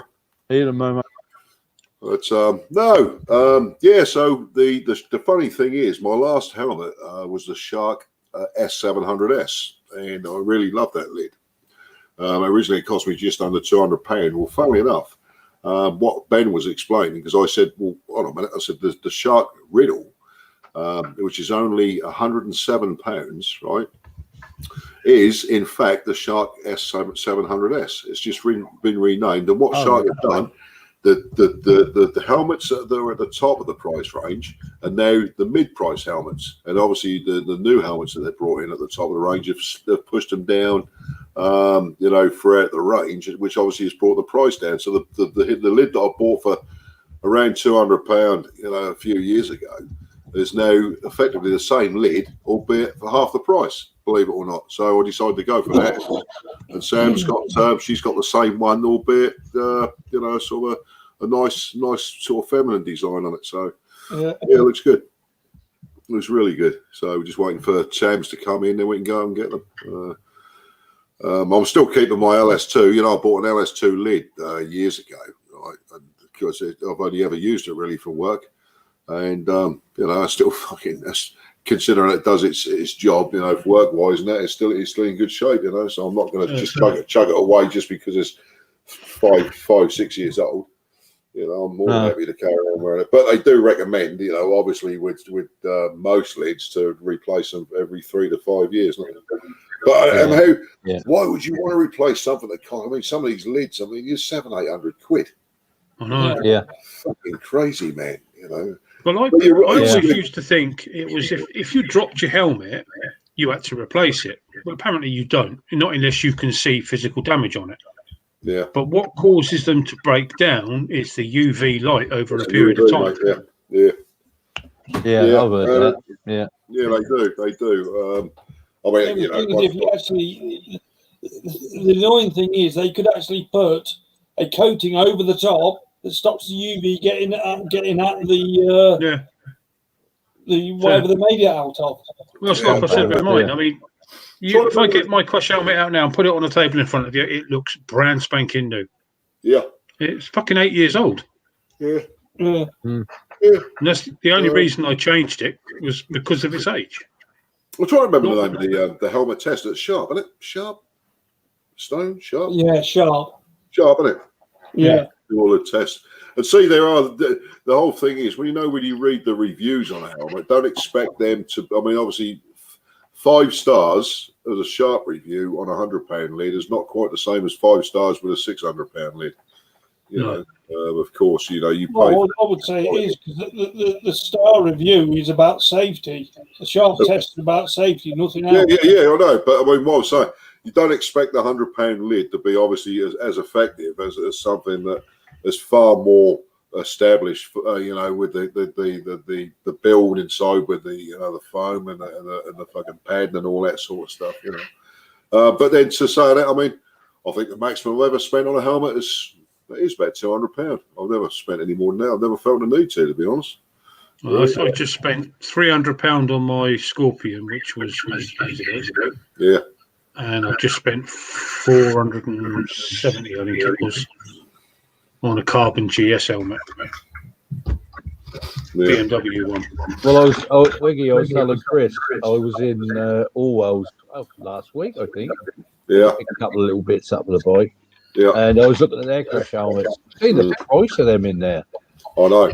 See, Orwell's I love Orwell's. I love the lads up there, I know, but the helmets and the gear is not the cheapest. And of course, you know, I always support Orwell's because I mean they always have done, but they are quite expensive, mate. And to be honest with you, you know, the recommendation I always say with people buying helmets, if you can get to a place, even if it means traveling sort of 20, 30 miles even, before you buy online, is actually try all the lids that you like, right, and see which one within your price range, you know, feels the best for you.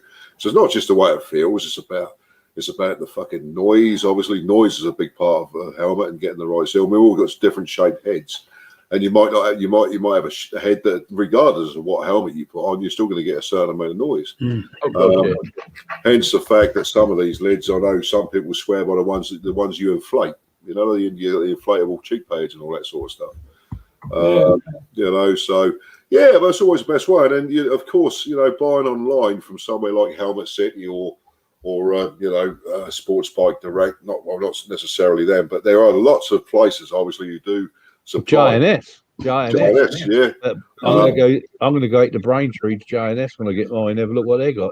Yeah, absolutely. Well, to be fair, one day I'll take a run out there with you, mate. I've never been there before. Oh, you haven't? Oh, that's quite a little trip. Yeah, I've ordered a lot of bike stuff from J&S. I've never been there myself personally. No. Well, I've never bought a helmet. No, they're trying it. I think with J&S, I think a lot of their stuff is like last year's, you know, because they're changing them all the time, aren't they? So I think like their Crash helmets out there are probably last year's. That's why they're a bit cheaper.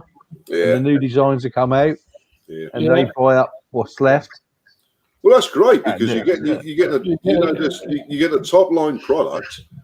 Just because it's been superseded by another model, whether it be colour or just like design change or whatever, you still get the same quality helmet for less money. You know, that's to me, it's great. And that's how a company like like Richer Sounds who have been producing, and selling hi-fi gear for years and years and years, brand new in the box, right, top quality gear, regardless of what sort of quality you want, for prices that have literally nearly been half of what they originally cost, and it's mostly because what they sell brand new has just been superseded by other models. And they don't have big shops. You literally they have small shops with stacks of equipment for sale, but it's all in boxes, mate. I mean, what you see is what you get, and if you want something cheap, they can sell it to you cheap because they're in little corner shops.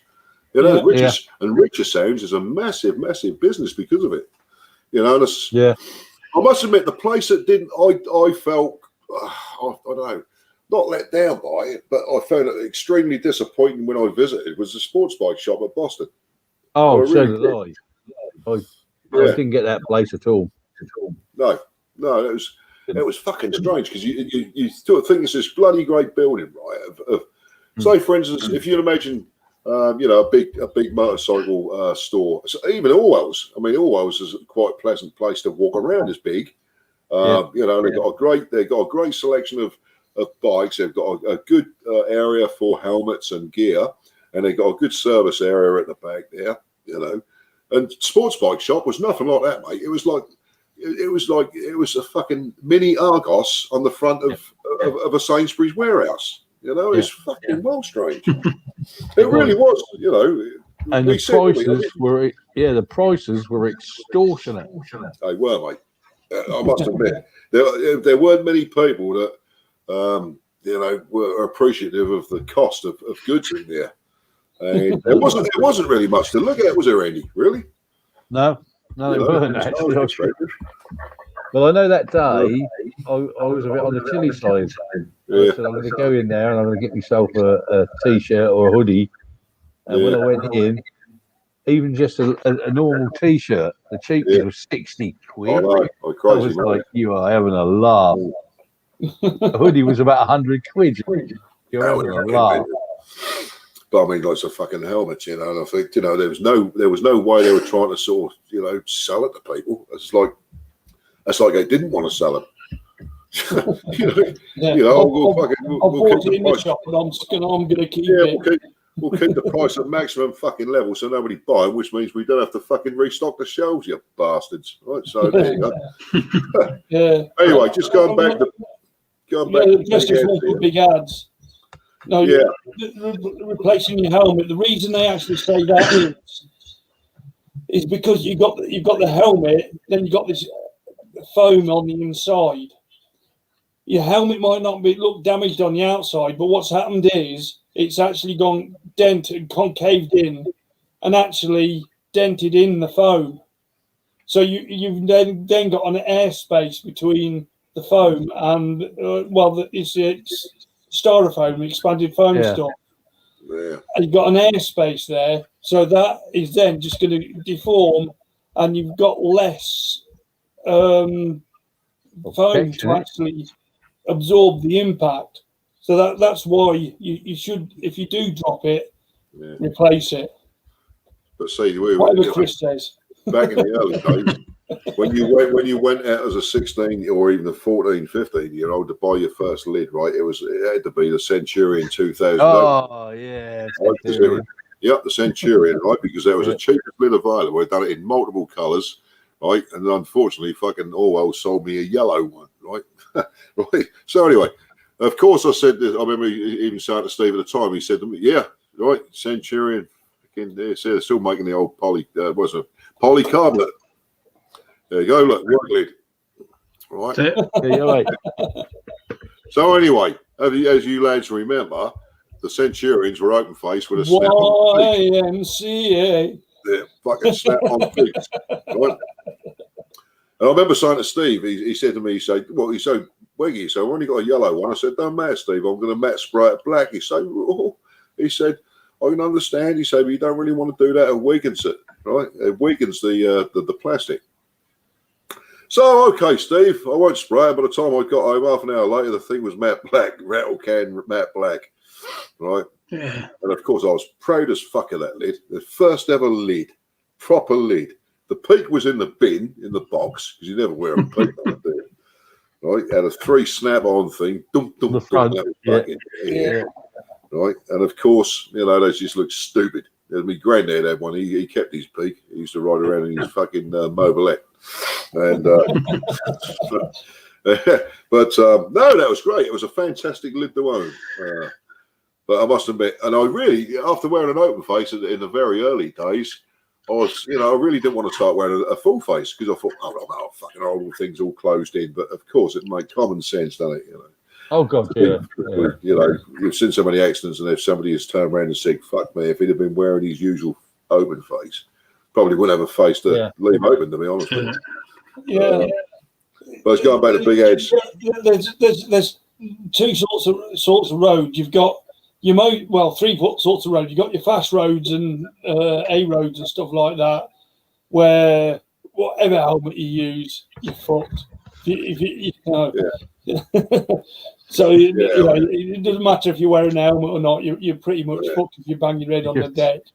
Then you've got your urban riding where you got all this road furniture to chuck your head into, and that's when a full face is a good idea. When you're on the likes of the open roads and the country roads and stuff like that, with less face for things to bump into, an open face doesn't actually offer you much more protection than anything else, because if you actually analyse the accident data, an open face is just as safe as a full face on the country roads. It's only in urban environments a full face makes 100% sense. So you don't want to be opening a 5-bar gate with your face. No, exactly. Right, Chuckles. Oh, no, Oi, oi. How are you then, Nita? Tired. Yeah, I think we all are, to be fair. Are ya? Yeah, we're all tired. I had to get up half an hour early today. It was 9:30. Yeah. Anyway, so you just got home from work, Nita? Yeah. Right. It was a good day at work, was it? Sorry? It was a good day. Heavy. Yeah. Is Kenny boy knocking about downstairs still? Yeah. Right, just put us on, just say hello to him, because just so we can say hello to Kenny. Shop for this, didn't you? No, you won't. Just tell him Weggy says to bring him round. Yeah. Right. He's not sitting there in his pants, is he? Hey, boy. Oi, Kenny. Kenny. How you doing, mate? How are you? Not so bad. Take it. Fucking typical. You took your headphones off, I can't hear nothing. Is there a delay? Not at the moment, mate. Good. Have you been watching tonight, Kenny, or just sort of chilling back and sitting and relaxing? No? Yeah. Have you been watching us tonight, Ken? Yeah, I've been watching. All right, mate. Cool. Cool. So you've been listening to some of the sort of shit and squat we've been talking about it?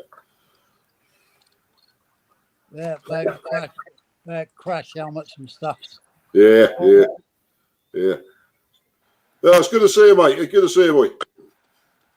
Yeah, well, I've had my 4 days of rest and relaxation, full board and lodgings. Yeah. I just got to wait for results to come back from the tests and everything else that I was going through before I had my 4 days holiday. Yeah, I know. I haven't mentioned about your 4 days holiday, mate. I've kept it quite quiet, but Kenny was taken into hospital a few days ago. Yeah. Well, you're looking good, mate. Yeah. Well, feel a lot better than what I did this time last week. Yeah. Well, you fucking said you saying it, mate. It was like when we spoke on the phone the other day. A couple of days back, you certainly sound a lot better than you did previously, mate. Get that fucking towel out of your face. Yeah. Fucking hell. Nate is always swinging that thing about, man. I tell you. Yeah, get the pussy out your face. Yeah, I can. He's going to lick a cat's ass there for a minute. No, I mean, Kenny. I mean, obviously, we sort of kept it fairly private. Obviously, it's a private thing, but obviously, Ken was taken into hospital the other day, not feeling too great, and had a few days rest within their vicinity, we say. Oh, all right. So, Yeah, I think they got, well, I got talking to one of the girls, one of the seniors, and she said, you seem to have made yourself quite comfortable fairly quickly. Yeah. I said, well, to get me in these places, you have to drag me in kicking and screaming. But Yeah. once I'm in, I treat it like a holiday camp. So, yeah, like, yeah. And within 36 hours, they sent me home. Really? Yeah, I've had enough of you then. See, I mean, it's like, I mean, I had a couple of stints, obviously, and the last one, obviously, with the leg. Do you know, once I got over the initial bullshit and the fact that my leg was fucked, I quite enjoyed myself, to be fair. Well, can you see that? Yes, mate, yeah.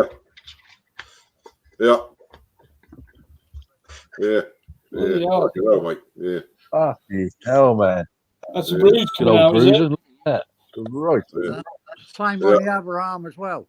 And if they Yeah. couldn't find the veins on the other arm, they were going to go down the nether regions. Yeah. I've There's, now got a ball patch for the flies to land on. yeah. No, see, they're definitely looking at the saying about it, mate. That's good. It'll be, Yeah, to tell Nita not to do the handcuffs up quite so tight. Yeah, right. yeah. Trouble is, I've got all this fucking crap to take. Yeah. Yeah. Blood thinners and all that sort of shit. Oh, fucking, don't do them. Fucking 84 injections I've got sitting here. Really? Yeah, fucking blood thinning injections. Where are the Yeah. cunts? Yeah. Fucking things. Yeah. Oh, I ain't got any injections to take. I just got the bloody tablets. Yeah. oh, fucking tins of parin, is it? Oh, tell you what the hell is that? Sodium Finch. All right. That's different. No, Oh, I look at had them. I had the morphine injections, which you know are home injections. So there's like a little mini syringe in there, Yeah. but Oh, yeah. the needles, they're all blunt. Yeah. You push it into the skin, Yeah.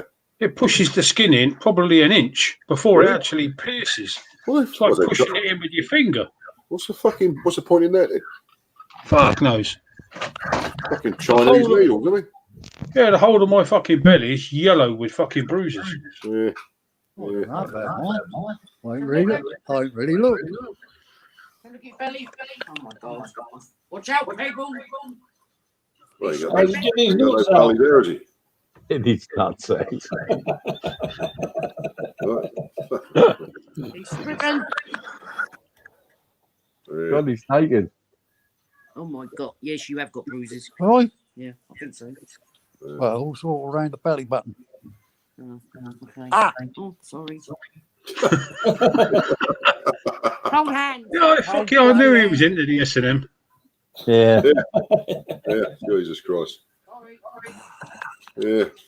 Oh, I just got to tell you something, lads.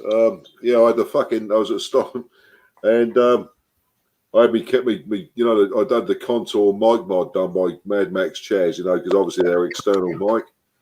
No, an internal mic, sorry. So Mad Max chairs stripped all the camera apart, the contour, and about 3 years ago fitted an external microphone to it just by simply disconnected the microphone inside, and then just soldering this obviously this brand new external microphone on, and then I reset the sound and everything, and fucking took me lid off the other day. I thought, what is that fucking foamy thing doing in there?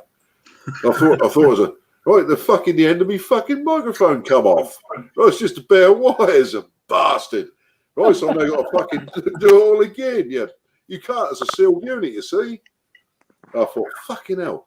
And I've got to do, because I'm actually with one of the guys, a great guy, Paul, who passed away with a black shuck last year. I'm going to be doing some of his video work on the club run with Andy Wellham, I'm thinking. And so it's not going to have any fucking sound. So, of course, it's going to have some music. And I believe, hopefully, Andy will be editing it because my music. You want to put the Sorry? He copyrighted. Yeah. No, anyway, so yeah, me fucking might come off, and there was just a couple of bare wires.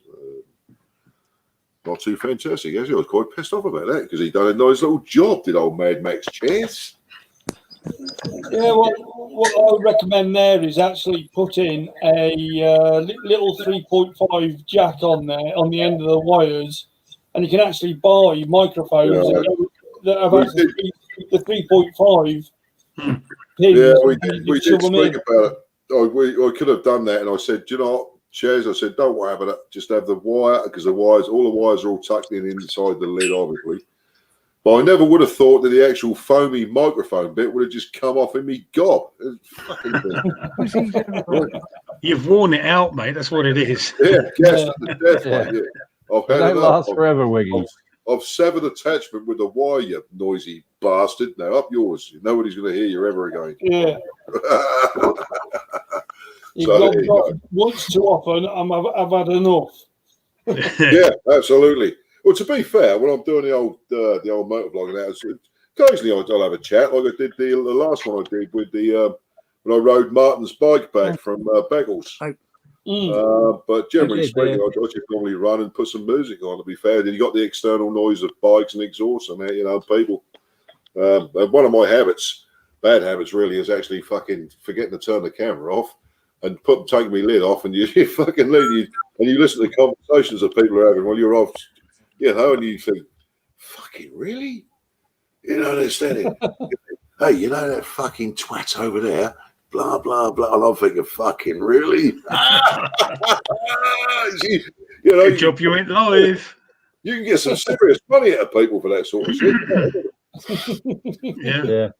I'll tell you the one who was the one that always did that. When we turned up on some of the Idiot Collective meets, fucking Ninja Nelly used to leave his helmet on the bike deliberately with about 4 cameras going in all directions. I remember taking the piss out of him. Do you remember that, Chris? It's outside the fucking a packed fucking ice calf. And he dropped it. Fell off his bike, then he... Yeah. That's not the place to do it, is it? No. How to feel the last time we were up the ice calf, I believe was when you were up there, Chris. I'm sure it was Andy. Chris, and there was Steve, Bill. Yeah, I met Chris the first time. 3 years ago now? Two or 3 years ago. I think it's 3 years ago. Yeah. 3 years, yeah. Because Good 3 years. last year was cancelled. Yeah. 2019, I didn't go. So, yeah, it was two. Or did I? Well, that's the last time. That's the last time we were up here, I think. 2018, I think, was the last one I was up for the Triumph Day. That was 2018. I've never actually been there. Have you not? You need to come up, Cole. Yeah. It's a shame because the Triumph Day this year is, I think it's the week before lockdown ends. Or is scheduled to end. I know, I did see that, mate. Fucking shame that. But that doesn't actually stop us. Just because no, didn't go on another Sunday. Going up there, you know. No. Just for a run. I mean, there's other places as well. I mean, you've got the Ace Cafe, you've got Jack Seal Cafe, Super Sausage. They're all kind of in the middle for all of us. Yeah, well, they are. So the thing is, I mean, I heard somebody the other day, you know, somebody was mentioning about the Ace Cafe and saying just like everywhere else, they've had to follow the guidelines. So that's not fully up and running until fucking June, to be honest with you, mate. You know? No. So, you know, that's why, I mean, they've been putting up events, and this is what's come up for question again. People are questioning why somewhere like the Stotton can have a bike show and yet other people can only meet up with so many outside. And the reason is because it's an organised event which proves they've got the COVID regulations and the testing facilities if need be. And they've been given the go-ahead by the local council to do it. You know? Yeah, because I noticed, was it Rob 6 7/8 94 or 69 or something? Yeah. When he was going there, they were having the temperature test. Yeah. Yeah. As soon as we turned up, mate. I mean, not only was it the show, but they've done it on every bike night as well. You turn up, and the guy comes over, does a temperature test, and then you get a track and trace scan card. Yeah. You know. So, I mean, just to follow procedures, that's what they have to do. I actually had a conversation, obviously, with Trev at the Orwell Crossing last night, and just confirmed without telling him to suck eggs, he knows what he's doing. He runs a business like that, you know, so he knows the score, and he knows the particular. Because he actually said to me, he said, "How many people do you think will be there next week?" And I said, "Trev, I seriously couldn't give you an answer." I said, dependent on getting it out there, which is loads and loads and loads of interest, and dependent on the weather. You know? Yeah. It's all guesstimation, isn't it? Two simple things, isn't it? I'll get old Kenny sorted out. You what, mate? Stonham was fairly quiet tonight. I was, yeah. I did see Alan Smart put it up. He's the only one who had he's the only one who turned up a Fran for the meet, and there was, of course, it was wet, wasn't it? So there was very small numbers at Stonham tonight. Yeah, because I saw something on the crew page that there's 2 people at Crew Hill. Yeah, yes, mate. It's like this. I mean, you know, if it's raining, people they just can't be bothered with it anymore. You know, I mean, it's lovely. It's lovely riding in the warm weather and the dry weather. It's lovely. You know, as long as it's not too hot. But riding in the rain, does it really interest any of us anymore? No, I wouldn't say I'm a fair weather biker. If it pisses down when I'm out, then so be it. Yeah. But if it's pissing down before I go, then I ain't likely to go out. That's it, mate. You know, it depends where I'm going. If I'm going to a sort of big bike show or meeting a load of people or something like that, I'll go. Yeah. If I no, not at the expense of my fucking health, I won't. Nah. No, I don't care what anybody says. Eventually, Get out of the shed and out to the front garden. There's no way I'm going to fucking put it out on the road and get soaked before I come home again. No, that's it. I don't see the point anymore. We're too old now. Yeah, I just. Shut up, you. Oh, God. But no, I just can't see the fucking point of just, you know, just not being uncomfortable for the hell of it, you know. I'll say, you know, I'd rather sit at home and play some fucking tunes and have some beers, to be honest. That sounds like a plan. Yeah, that's right, isn't it? Rerun to 2019 MotoGP. Yeah, let's start this weekend, I think, didn't it? Or was it last weekend? They've had 3, so this is round 4 now. Number 4. Round 4, mate. Yeah. Yeah, I don't know. I don't watch it. 1 more week for the World Superbikes, Andy. There is, isn't it? Yeah. What channel is it on, Yeah, Chris? What channel? It'll be on Eurosport, I believe. Oh, fuck it. Euro. See, I'd love that. I'm not into the Grand Prix, but I'm in the British Superbikes and the World Superbikes I am. The World Superbikes is next week, so a week. Yeah, a week this Saturday. So where's the first race? I'll double check and I'll get back to you on that. And BSB, I think it's 3 weeks. Yeah. Not Okay, cool. Portimao, That's is on Eurosport as well, is it? Go on, mate. Not Portimao, is it? First one? No, just that. Do they still? No, I mean for Superbikes. Yeah, it's been a while since I watched. It's been a while since I watched World Superbikes. Do they still race at Phillip Island? Yeah, they do. Don't Yeah. they? Yeah. Road contact on it. Normally, yeah, but it's not on the calendar for this year. That's not. No. Why is that? Is it to do with the regulations? I think it's because of COVID, because it's normally one of the first rounds, but I was going to say they now started later. Yeah. So you got Aragon 21st and 23rd. Yeah. And then Estoril, obviously Portugal, on the 28th and the 30th, so the following weekend. Yeah. And then quick question: was it Mo that had the broken kneecap? Was it? That is Mo. Yeah. Mo Mahoney has broken his kneecap. Yeah, because he said he's going to try to get to Orwell next week with one of his bikes. Well, to be honest with you, mate, there's modify one of the bikes as well. Like, if you can get there, fantastic, you know. Great to see everybody, and of course, there's plenty of support now. But I mean, just take it easy, no fucking broken kneecap. 2nd to the 4th of July, the World Superbikes are at Donington. Oh, okay, cool. I might have to go and have a look, see at that. Yeah, but you get full crowd there then, can't you? I've still got every race on videotape, right? I've still got every race on videotape from the 96 and the 97 World Superbike seasons with fucking what's his name, Keith Ewan and fucking that other Julian Ryder. Yeah, Ryder. Yeah, that's a good. Julian Ryder. Yeah, that's fantastic to watch. Fantastic to watch, mate. Because I think in the first season, obviously, He was Fogarty was still on a Ducati, and then the next season he was on an RC45.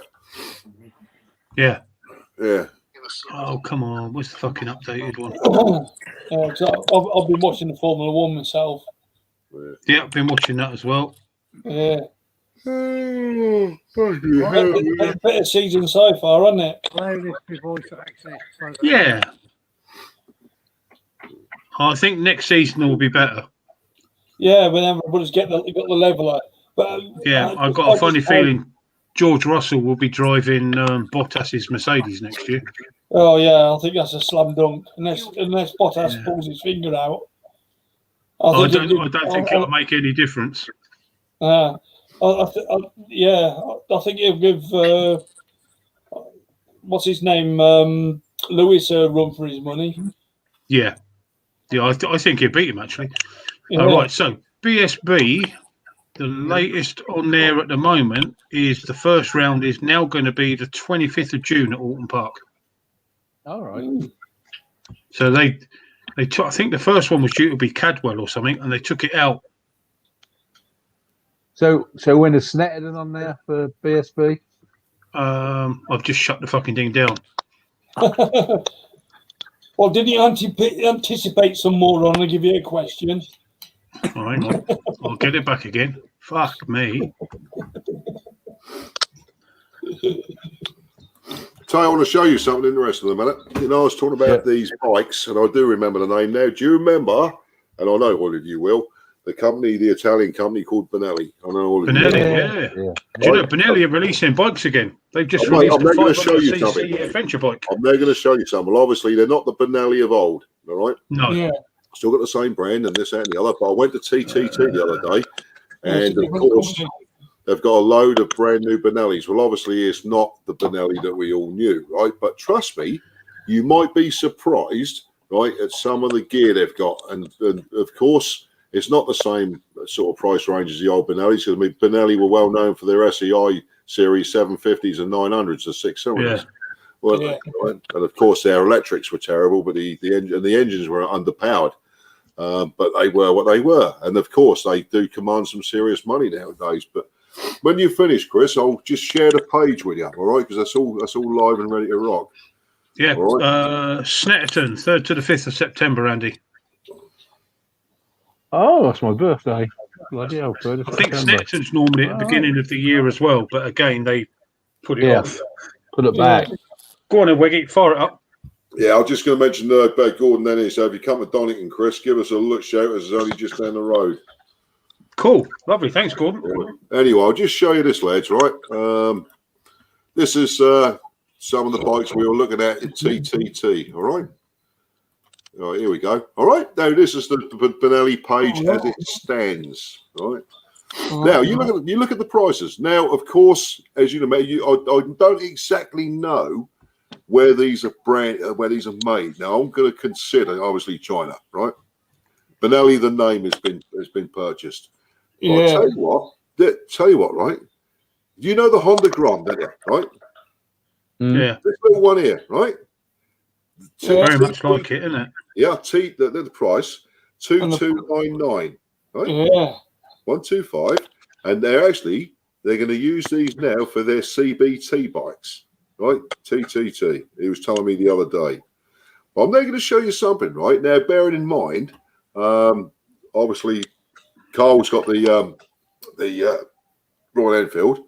This is the Benelli Imperial 400, right? I don't know if you can bring these. Yeah. Right? That's really old school, isn't it? Proper old school, isn't it? And trust me, they look bloody nice. You know, they look well screwed together. I mean, obviously, you know, you've seen the page now. I mean, here we go, the 502. Yeah, one of these, I believe. There we go. No, this is the one he was showing me, right? 5,599 is a 502 cc, right?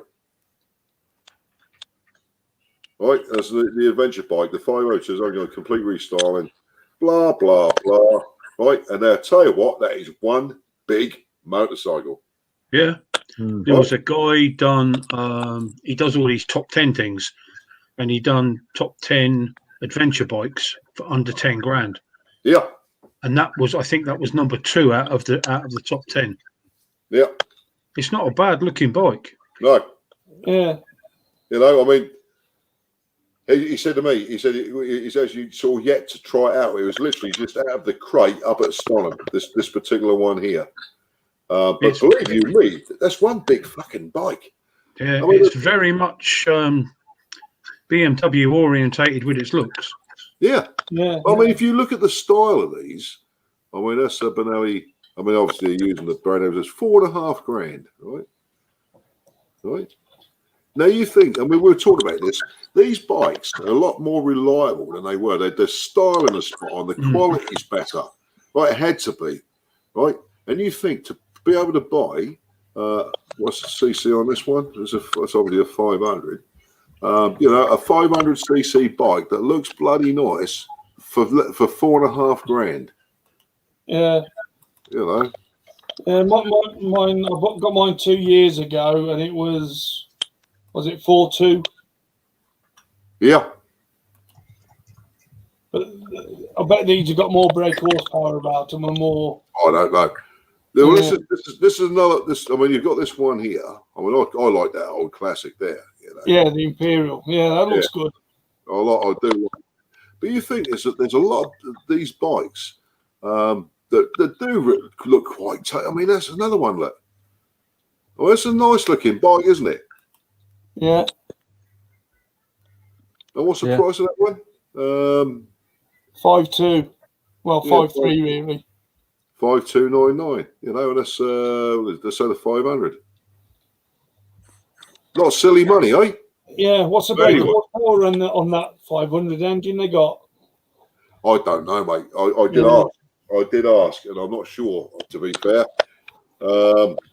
But these are lovely little old things. I mean, they're funny comical, mate. I mean, do you think there's a lovely little bike there, got a trellis frame. It's about the same size as the Honda Grom, which we know are popular as hell. But obviously, you got the Honda quality there. Hence the fact they're quite expensive for what they are. But you know, $2.5 grand. You know, for something that looks rather tasty, I think. Yeah. I mean, I'd ride one. Yeah, they're not a bad looking bike. They're not, are they?